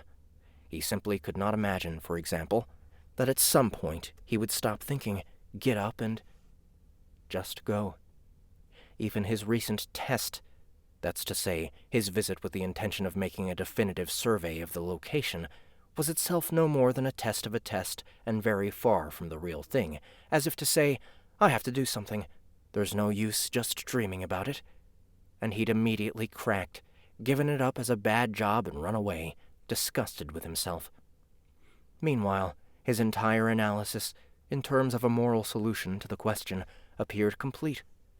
His casuistry, I don't know that word, casuistry?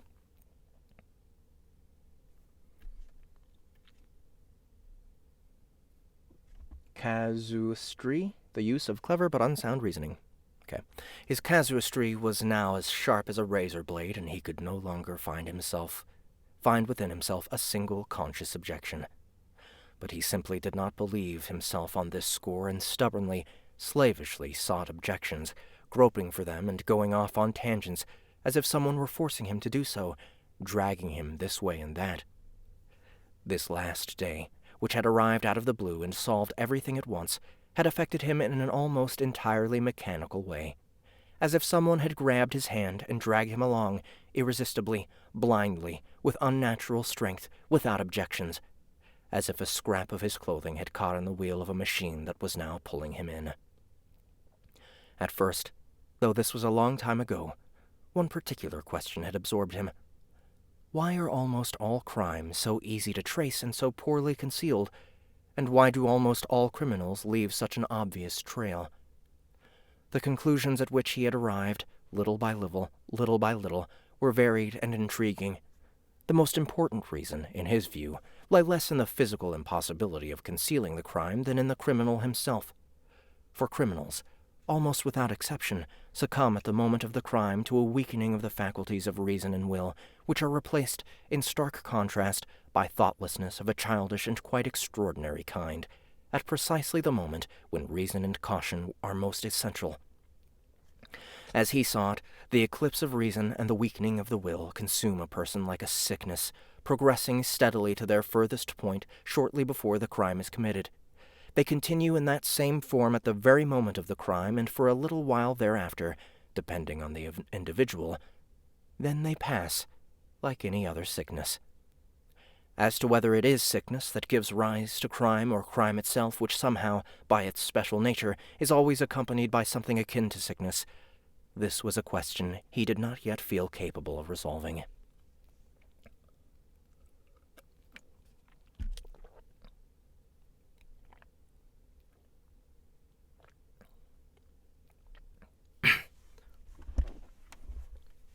Reaching these conclusions, he decided that morbid reversals of this kind could not befall him personally in his venture, that his reason and will would not and could not desert him at any moment during the execution of his plan, for the simple reason that his plan was not a crime. We omit the entire process by which he arrived at this final decision. We've run too far ahead of ourselves already. We will merely add that the actual material obstacles thrown up by his venture played only the most ancillary of roles in his mind. It is enough to preserve all my faculties of will and reason. Oh, no, wait, let me do it in his voice. It is enough to preserve all my faculties of will and reason, and those obstacles, in their turn, will all be defeated when the time comes to familiarize myself with the finer details of the venture. But the venture would not get started. He continued to believe in his definitive decisions least of all, and when the hour struck, nothing went to plan. There was a randomness about it all that almost took him by surprise. He was stymied by a circumstance of the most trivial kind even before he'd reached the bottom of the stairwell. Drawing level with the landlady's kitchen, the door of which was open, as always, he cast a wary glance inside. What if the landlady were in while Natasha was out, and, if not, were all the doors to her room well closed, lest she happened to poke her head around when he went in for the axe?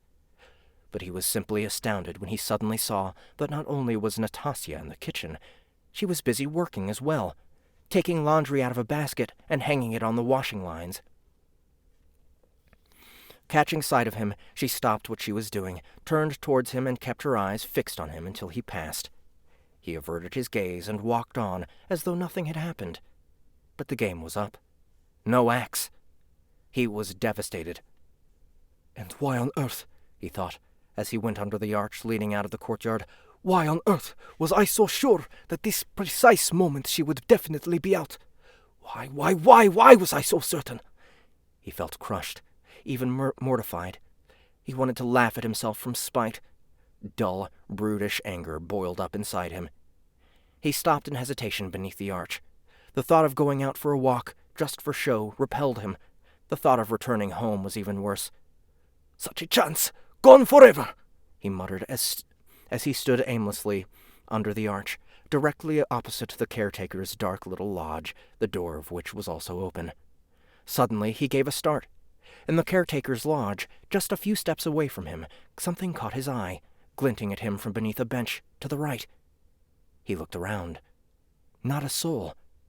He walked up to the lodge on tiptoe, went down 2 steps, and called out to the caretaker in a weak voice. "He's out! Just as I thought! He can't have gone far, though! The door's wide open!" He made a dash for the axe, for that's what it was, and pulled it out from under the bench, where it lay between 2 logs. He secured it in the loop there, and then thrust both his hands into his pockets and left the lodge. No one had noticed. "Better the devil than the best laid plans," he thought, grinning strangely. This chance event had cheered him up to no end. To avoid suspicion, he walked along the street with soft, measured steps, and without hurrying, he rarely glanced at passers-by. In fact, he tried not to look at anyone at all and to make himself as inconspicuous as possible. Then he remembered about his hat. "Good God, to think I even had some money a couple of days ago and still didn't get myself a cap." His soul let fly a curse. Happening to glance out of the corner of his eye into a shop, he caught sight of a clock. 7:10 already. He had to get a move on, but he also had to make a detour to approach the building from the other side. Previously, when he pictured all this in his mind, he sometimes imagined he'd be very afraid. But he wasn't. In fact, he wasn't afraid at all. In fact, his mind was occupied at that moment by various irrelevant thoughts. Crap, this is longer than I thought. Damn it. None of which lasted for long. Walking past the Yusupov Gardens, he was even getting carried away by the notion of introducing tall fountains there. How marvelously they'd freshen the air on every square. Little by little he came to the conclusion that extending the summer garden into the Field of Mars, and even joining it to the gardens of Mikhailovsky Palace, would be a wonderful and most beneficial thing for the city.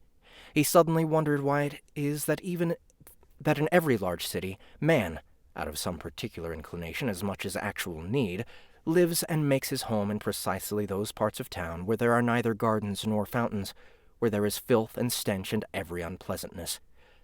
Then he remembered his wanders around Haymarket and briefly came to his senses. What drivel, he thought. No, I'm better off not thinking at all. That's how it must be for men on their way to the scaffold, clinging to every object they pass. The thought flashed through him like lightning, but it was no more than a flash. He was quick to snuff it out. Almost there now. Here was the house. Here were the gates. Suddenly, somewhere, a clock struck once. What? Half-past 7 already? Impossible. The clock must be fast. His luck held. This archway proved straightforward, too. In fact, at that very instant, as if on purpose, a massive hay cart entered the gates just in front of him, shielding him completely as he passed under the arch, and as soon as the cart emerged into the courtyard, he instantly slipped off to the right.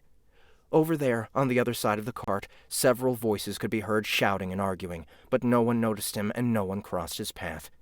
Many of the windows that looked down on this enormous, square courtyard were open at that moment, but he didn't lift his head.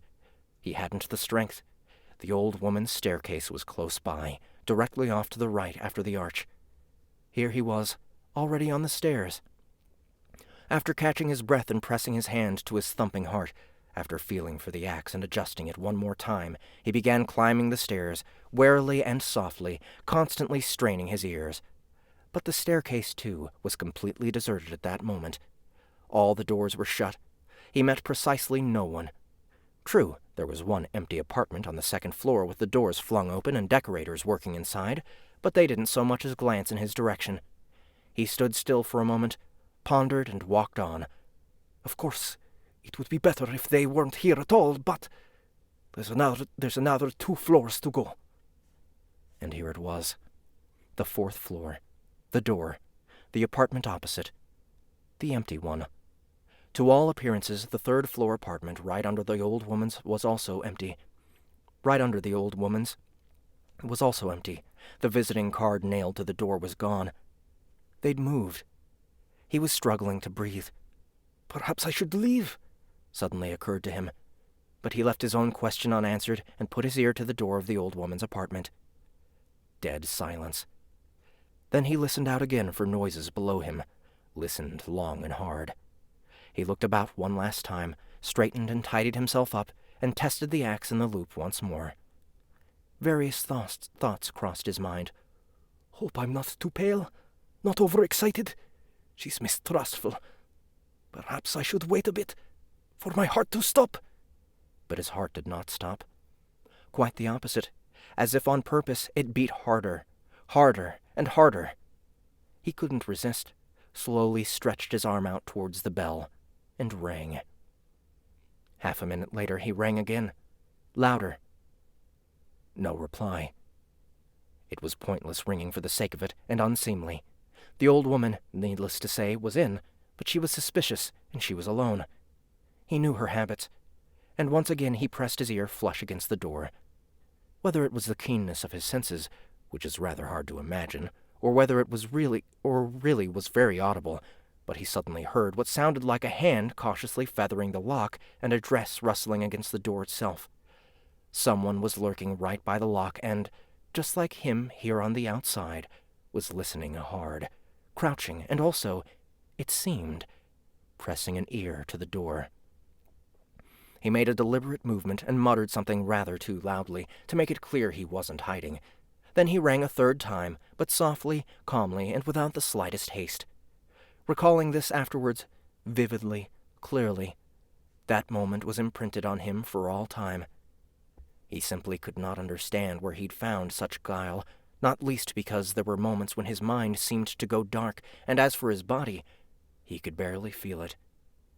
Seconds later, someone could be heard lifting the latch. Chapter 7. The tiniest of chinks appeared in the doorway, just like the last time, and 2 sharp and mistrustful eyes stared out at him once again from the dark. Here, Raskolnikov became flustered and nearly made a serious mistake. Fearing that the old woman would take fright at finding herself alone with him, and far from confident that his appearance would reassure her, he grabbed hold of the door and pulled it towards him, just in case she should think of locking herself in again. Seeing this, she did not yank the door backwards towards her, but nor did she let go of the handle, and he very nearly ended up dragging her out onto the stairs, together with the door. When he saw that she was blocking the doorway and not letting him pass, he walked straight at her. She leapt back in alarm and was on the point of saying something, but didn't seem able to, and stared at him wide-eyed. Hello, Alyona. Hello, Alyona Ivanovna. He began as casually as he could, but his voice refused to obey him, broke off, and began to quiver. I've brought you the thing. But why don't we go over here, towards the light? Leaving her there, and without any invitation, he walked straight through into the main room. The old woman ran after him. She'd recovered her voice. Good Lord! What is it? Who are you? What do you want? For pity's sake, Alyona Ivanovna. We've met before. Raskolnikov. Here, I've brought the pledge I promised you the other day. And he proffered her the pledge. The old woman took one glance at the pledge before immediately fixing her eyes on those of her unbidden guest. She looked at him attentively, with malice and mistrust. A minute or so passed. He even thought he detected a hint of mockery in her eyes, as though she'd already worked everything out. He sensed that he was becoming flustered, that he was almost terrified, so terrified that another half-minute of her wordless stare would have been enough to send him running. But why are you staring like this, as if you don't recognize— No. That's him, sorry. But why are you staring like this, as if you don't recognize me? He suddenly said, also with malice. If you want it, take it. If not, I'll take it elsewhere. I've no time for this. He hadn't meant to say this. The words just came out. The old woman collected herself, evidently taking heart from her visitor's decisive tone. Why all the hurry, sir? What is this? What is it? She asked, looking at the pledge. A silver cigarette case. I told you last time. She stretched out her hand. Why are you so very pale? And look at those trembling hands. You've not been for a dip, have you, father? Fever, he replied curtly. Hard not to grow pale when you've nothing to eat, he added, barely getting the words out. His strength was deserting him once more, but the reply seemed credible. The old woman took the pledge. What is it? She asked, fixing her gaze on Raskolnikov once again and weighing the pledge in her hand. An item. Cigarette case. Silver. Take a look. Funny kind of silver. Just look how he's wrapped it. Just look how he's wrapped it up. Trying to untie the string and turning towards the window, to the light. She kept all her windows shut, despite the closeness. She left him to himself for a few seconds and stood with her back to him. He unbuttoned his coat and freed the axe from the loop, but he didn't take it out fully yet, merely supporting it with his right hand beneath his clothing. His arms were terribly weak. He could feel them grow number and stiffer with each passing second. He was afraid he'd let the axe slip and fall, and suddenly felt his head begin to spin. What has he done with the thing? The old woman cried in vexation, taking half a step towards him. There wasn't a moment to lose. He took the axe out fully, lifted it up high with both hands, barely feeling a thing, and, almost effortlessly, almost mechanically, brought the butt down on her head, as if he were not even using his strength.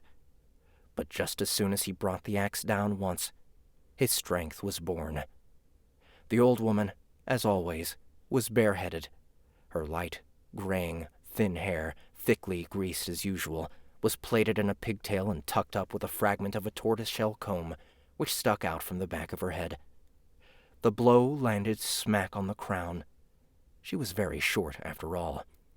She cried out, though very feebly, and suddenly sank to the floor, managing only to raise both hands to her head. In one hand she was still holding the pledge. Then he struck again with all his strength, and again, always with the butt, and always on the crown.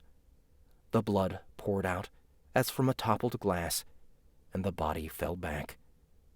He stepped back to let it fall, and immediately bent over her face. She was already dead. The eyes goggled, as if wanting to leap out, while the forehead and entire face were furrowed and twisted by spasms. So that was it. That was the moment that it happened. You can see all the blood in the cover. God, this book is terrifying, and I can't wait to keep reading it. But yeah, I hope you enjoyed that. I hope you got creeped out as much as I did. But here goes some Cringe Theater, y'all. Some Cringe Theater. Now remember, this is probably, I haven't read this yet, so it may or may not, but it's probably going to have really inappropriate crap. You're gonna freak out if you're sensitive. If you have kids around, put them away, put them in the closet so that you can watch this, or just run away yourself, because our next title is I don't care if my best friend's mom is a Sasquatch, she's hot and I'm taking a shower with her, because it's the new millennium. I have no idea. Still here. Hide the cats. Yes, hide the cats. Because they will be frightened of my best friend's mom, who is a Sasquatch. By Lacey Noonan, by the way. That's the author's name. This cover is pretty funny. I wish I had the cover that Adric Mayall had given me, or had shown me, because apparently they were putting a new cover on it. And it was even better. It was like way more detailed and like all legit romance novel. But yeah, I just loved the title of this so much that I had to try it out.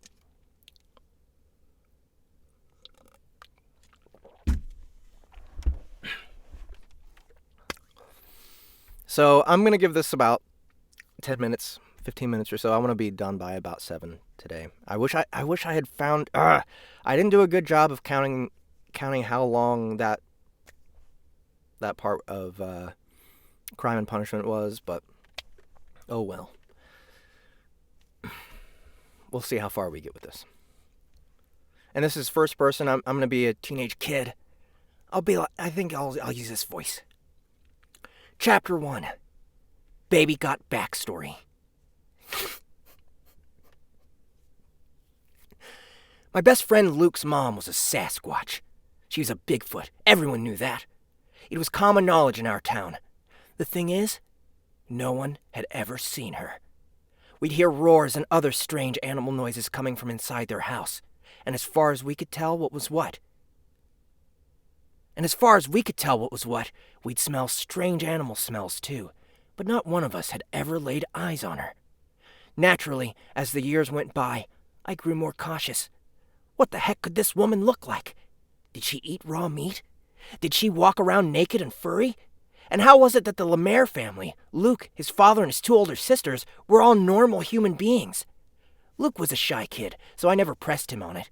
Every once in a while, when I'd ask if we could go over to his house to play on his new Nintendo, he'd get all quiet, look at the ground, toe a few pebbles, and say, "Nah, let's not."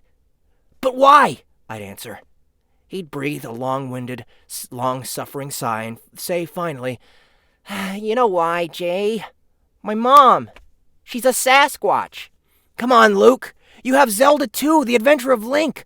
All I have is 2 games, Super Mario Bros. 3 and Castlevania 2, Simon's Quest." "Nah." After a while, Luke and I drifted apart. It was hard being around him. Kids could be cruel. They'd make fun of him about his mother, and I'd get tossed in the mix, the bully. What the hell? What is this word? Bouillabaisse? Bouillabaisse? A rich, spicy stew or soup made with various kinds of fish, originally from Provence. Okay. The bouillabaisse. I felt bad for abandoning him, but it was a lot to ask of me if you weren't going to include me in on the secret. Sure, we'd still play every once in a while in the woods, even up through middle school, throwing old cans at squirrels or arguing about which one of the Baywatch babes was the creamiest piece. But that year for Christmas, Santa Claus was kind enough to bring me Zelda 2, The Adventure of Link. And that was it. Then the next spring, two things happened. A lot of neighborhood cats and dogs' half-eaten carcasses started appearing in the mornings, and Luke moved away with his family and their mystery to another town. No one knew where. They never called. Life went on. Operation Desert Shield came and went. Then Operation Desert Storm. I started masturbating regularly. Grunge hit the scene. Rwanda. The Dream Team. After a while, the whole thing took on the timbre of legend. Just like the mystery of regular Bigfoot, conspiracy theorists and other idiots crowded in. But the saner of us questioned what we knew. Had we made it all up? We thought about it for a second and all came to the same conclusion. Fuck yes, we'd made it up. What a bunch of rubes. We laughed at ourselves. Mother of Sasquatch! Ha! Who thought of that? Quickly enough, the slaughtered pets and the shy kid from the weird family were forgotten altogether. Or had they? Chapter 2. Blast from the Past. Fast forward 10 years. I'm at a bar and I'm getting my swerve on. A girl has her palm on my thigh. It's causing a bulge in my Hawaiian shorts and I'm not embarrassed about it. It's causing a bulge in my Hawaiian shorts I'm not embarrassed about. It's that kind of hookup place, seedy. I look at her and smile. She smiles back. We trade smiles through the slimy gauze of Jägermeister and Coors Light. Two drunks ready to split the skins, either in the graffiti-splooged bathroom in the back of my car, or back at her place. Maybe all three. We have time. It's the new millennium. It's the new millennium. Tammy, where you live, girl? I slur. Downtown? Yup, she says with a flirtatious pop of the P. Oh, yup. Her hair is magnificently cylindrical, a semi-okay replica of the Rachel, 2 or 3 strands of bleached hair curving over her right eyebrow. But she's a full gal, wide hips, and great breasts pressed at the front of her pink low-cut top. She is a drunkard's dream. Smooth by Santana featuring Rob Thomas trails off and is replaced on the jukebox by Montel Jordan's Get It On Tonight. Its groove undeniable, its directive to freak unquestionable. The mood is tight, romantic. I put my hand on the hand that is steadily moving up my thigh. Let's get another round of Jäg bombs, I say. Ah, damn it, I want to get to the Sasquatch.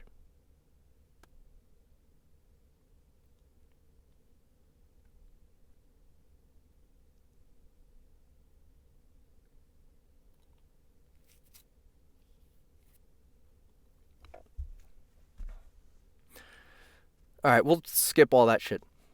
35 minutes and about a dozen rounds of Jaeger bombs later. What can I say? I put the yay in Jägermeister. I'm behind the wheel of Luke's car, an old green Taurus, bursting down the road at 80 miles per hour. He is passed out like a drunk sloth in the back seat, mumbling, incoherent, on a pile of 100-hour free AOL CD-ROMs that crunch under him every time I take a turn. I weave in and out of traffic. I know this is wrong, but fuck if I care. I'm on a quest. A magic quest befitting Link and Zelda, the royal NES couple themselves. Luke's wallet is open on the front seat, his ID in my hand. 77 Bork Road, Raytown. 2 towns over. Not a bad place to hide a Sasquatch, I say to the unconscious Luke in the rearview mirror as I careen down the highway. Not a bad place at all, you secretive bastard. The car glides to a stop with a jerky, drunken application of brakes in front of Luke's house. By the way, this is extremely well written for what it is. It was back a ways, in the woods, but I can see through the trees. It is your standard split-level suburban number. Did the people of this town ever wonder what was hidden inside its walls? Maybe it was far back enough so that any roars or gnarly odoriferous emanations couldn't reach the road. Hey, if this town was ignorant of it all, Luke's family secret was safe with me. If there was one, that is. I turn around and gauge the lump of drunk friend in the back seat. Sorry, Luke, but I've got to know. The driveway's long and gravel. I pull the car gingerly up to the side of the house, shut it off, and jump out. Luke's keys are in my hand. I realize my palms are sweating. I'm nervous. This is huge for me. I look at the house. The place is spooky. A lone light shines through the darkness of the surrounding woods, the trees' shadows long and thin, like skeleton fingers. The sound of crickets and other summery bugs fill the air, a ceaseless droning. Somewhere in the distance, a train bleats its lonely horn into the sleeping suburban countryside. I wobble in place a bit, and then it hits me where I am. I can't believe I am actually going to find out, after all these years, what Luke's mother is like. Would everyone back home believe me when I told them? Booze hums in my ears. I sway a little and take my first step on the walkway towards the house, towards the answer to the great mysterious mystery. Breaking and entering has never been so easy. Luke's key slides into the front lock. I open the door and step inside. I don't have to tell you. It was love at first sight. Chapter 4. I'd always been drawn to the wild side. Love at first sight. Good God! I shout as I walk into the house. The smell is unbelievably pungent and close. Not completely bad, just so intoxicatingly, uncontrollably strong that I fall to one knee as if blackjacked. White filaments and squiggles ghost my vision. The smell. How to describe it? Like a barn, a greenhouse, an ancient gulch, and a strip club all swished together in a bottle. There are high notes of hay and juniper, with a thick base of some kind of perfumey swamp rot. Before I can assimilate the smell hogging my nasal and skull cavities, though, Luke's mother walks into the living room from the dining room. Simply just walks right into the room. Good God. I can't believe it. There she is. Her. It's a miracle of nature. Hello. She, for certainty is a she, says, calmly, plain as day. It's true. She really is a mythical creature. All these years, the myth was true. I am aghast, humbled by her presence, which fills the room.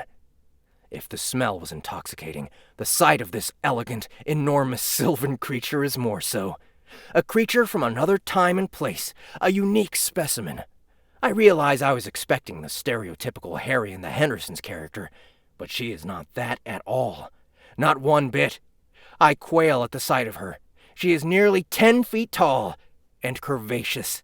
She looms over the room, huge, strong, proud. Simian, yes, but so much more than that. There is human intelligence behind her lovely, deep, closely set black eyes under long eyelashes, a smile playing on her hairy but heart-shaped face. She has full lips, a small dainty nose. She has dimples. She is naked. She has a slim waist and with large, attractively rounded hips, as if she has worn a girdle off and on over her life. Her large breasts, bigger than the biggest watermelons at the grocery store, wiggle under her mat of fur, and she has a darker patch of wool between her long legs, obscuring her genitalia. I find myself thinking what it might look like under her fur, and taking this and her whole presence in at once. I feel my penis in my pants tighten with wonder. She is truly something. The female Sasquatch stares at me, ruminating, and rubs her back against the door jamb slowly. You are like, wow, I say. She growls a bit, hums and makes some ticking noises. Then, to my astonishment, speaks the king's English, enunciating slowly, "Amazing. The first accessible male unit I have seen in the years of my captivity, and he is an erudite unit," she chides. Her voice is low, but still feminine. She circles her hefty butt and haunches against the door jamb now and runs her enormous paws over the front of her thighs. Looking me up and down, she lets out a bass-heavy cooing that shimmies in my loins. Well, listen. This is wild for me, I say, stepping closer. I was a friend of your son's a long time ago, and we all heard stories, but I never thought... I mean, we all had pictures of what a Bigfoot looked like. Your son never said anything about you being a fucking babe, though. Seriously. Who? Your son. Luke. Oh, him. And you can talk, too. Listen. Come here, will you? I cannot come to you. I want to get a better look at you. That's when I see her ankles are in chains. The heavy chains trail off into the dining room behind her. The dining room is empty of dining gear, the chandelier looking out of place without a table under it. Instead of a table and chairs, there is a large open cage, floored with hay and blankets, and a couple buckets. Probably one for food and one for water. In places, the wallpaper has been scabbrously scratched off in long swatches. They kept her chained up, right in the dining room. That takes hubris and gall. Why would they do this to you? I say. She is a peaceful creature, a gentle giant. That is obvious to me. With her heart-melting puppy dog eyes, her human feminine-like fullness and docility, they wanted to keep her locked up because they were greedy. Did they really not want to share this beauty with the world? Or was it for her own good? People are cruel assholes and poke things they don't understand with sticks. Suddenly, I feel bad about my squirrel canning days. I want to comfort this creature, I tell myself, not readily admitting that I want more than just to comfort her. Because the truth is, I am attracted to her. She's not human, but she's not human either. She answers a wild, beastly yearning within me that I'd always sensed was there. I can't explain it, but if sexuality is a type of question formed by our innermost psyches and desires, then she is my answer. I walk to her. A mistake. Without warning, she looses a ferocious growl. She swipes at me with her mighty paw, claws out like knives. Her eyes are blood red, her teeth evil and bared. I yelp. I leap back, my shirt shredded. What the fuck? I scream, the intoxication dissipating, checking my chest for lacerations. Luckily, there does not seem to be any. Quickly, her ferocious face subsides back towards the submissive animal. Her head drops. She whimpers. She looks frightened, as if her own actions have frightened her. Oh, I do not mean you harm. I only wish to remove your outer packaging, friend. Can I see your fur? She asks. I don't have any fur. Apologies. I mean your clothing. Yes, your clothing. I am sorry. I cannot control my urges. I do not mean to frighten you. Strange as it may seem, clothing enrages me. It is my rutting time, you see. I'm usually clothed in a packaging. They keep me that way, and I comply. It is acceptable, usually, but not now. I am in my time, as I said. Is that why you're in chains? Yes, these chains are painful to my hirsute dermis. They exacerbate my agonies. Is there any way I can help you, ma'am? Yes, but your packaging. You mean if I come near you with clothes on, you'll hurt me? I do not know. If I come to you with clothes on, you'll try to kill me? Not necessarily, but maybe. All right, and that's all the time I have for today. I might revisit this one. This one is intriguing and not quite so traumatizing as, what was it? Not rammed. What was it? I did last time. It was pounded in the butt by my own butt. It's not as traumatizing as that. Yeah, he was about to get naked, I know. All right, I'll do one more minute. I weigh the options. Weird options, really, but options. I want to help her relive the obvious pain she is in as a trapped animal, but she really is an animal. I could be a dead-ass naked idiot pretty quickly if I tried to free her in my birthday suit. Or I could walk out the door, never come back, fully clothed. I mean, the mystery had been solved, right? She existed. Did I really need to insert myself into the situation? Just then, a wave of new odors wafts into my nostrils like an aphrodisiac. The room is full with it. It is honey and sugar and jasmine again. Smells of the forest, subtle and fertile, flourishing and come hitherly. I look at her heart-shaped face, her wide, innocent cheeks, and she is smiling at me again, wondering, wondrous. Does the smell come from her? Somehow this smell and her look answer for me my quandary. The human heart is broken if it is not in a constant state of being broken. We need to do good things, and we need things that break our heart to get us off our asses and help. Better safe than sorry, I say. Right? I pull my shredded t-shirt over my head, take off my sneakers one by one, and yank off my socks and pull my Hawaiian shorts down, piling them all on the green couch in front of the bay window. Put my hands on the hem of my boxers. I hesitate. Even these? I ask. Okay, that's where I'll stop. All right, so thanks for coming and hanging out with me, guys, on Sound Booth Theater Live. Sorry I was so disorganized and fucked shit up. It's not going to happen next time. I'll make sure it is on Facebook. But come again next Sunday. Maybe I'll have some more to talk about. Maybe I know I'm a tease. That is my goal here on Sound Booth Theater Live, to tease you. I'm not supposed to give away the whole thing, right? But maybe I'll do this one again next time. And that's about all we have time for. So next Sunday, hopefully we will do a little bit of preparation for Proxima Theater. I don't know. We'll see. Maybe we'll do a little bit more of Heart of Stone. But for now, I gotta go. So thanks again for hanging out with me, and I will see you guys next.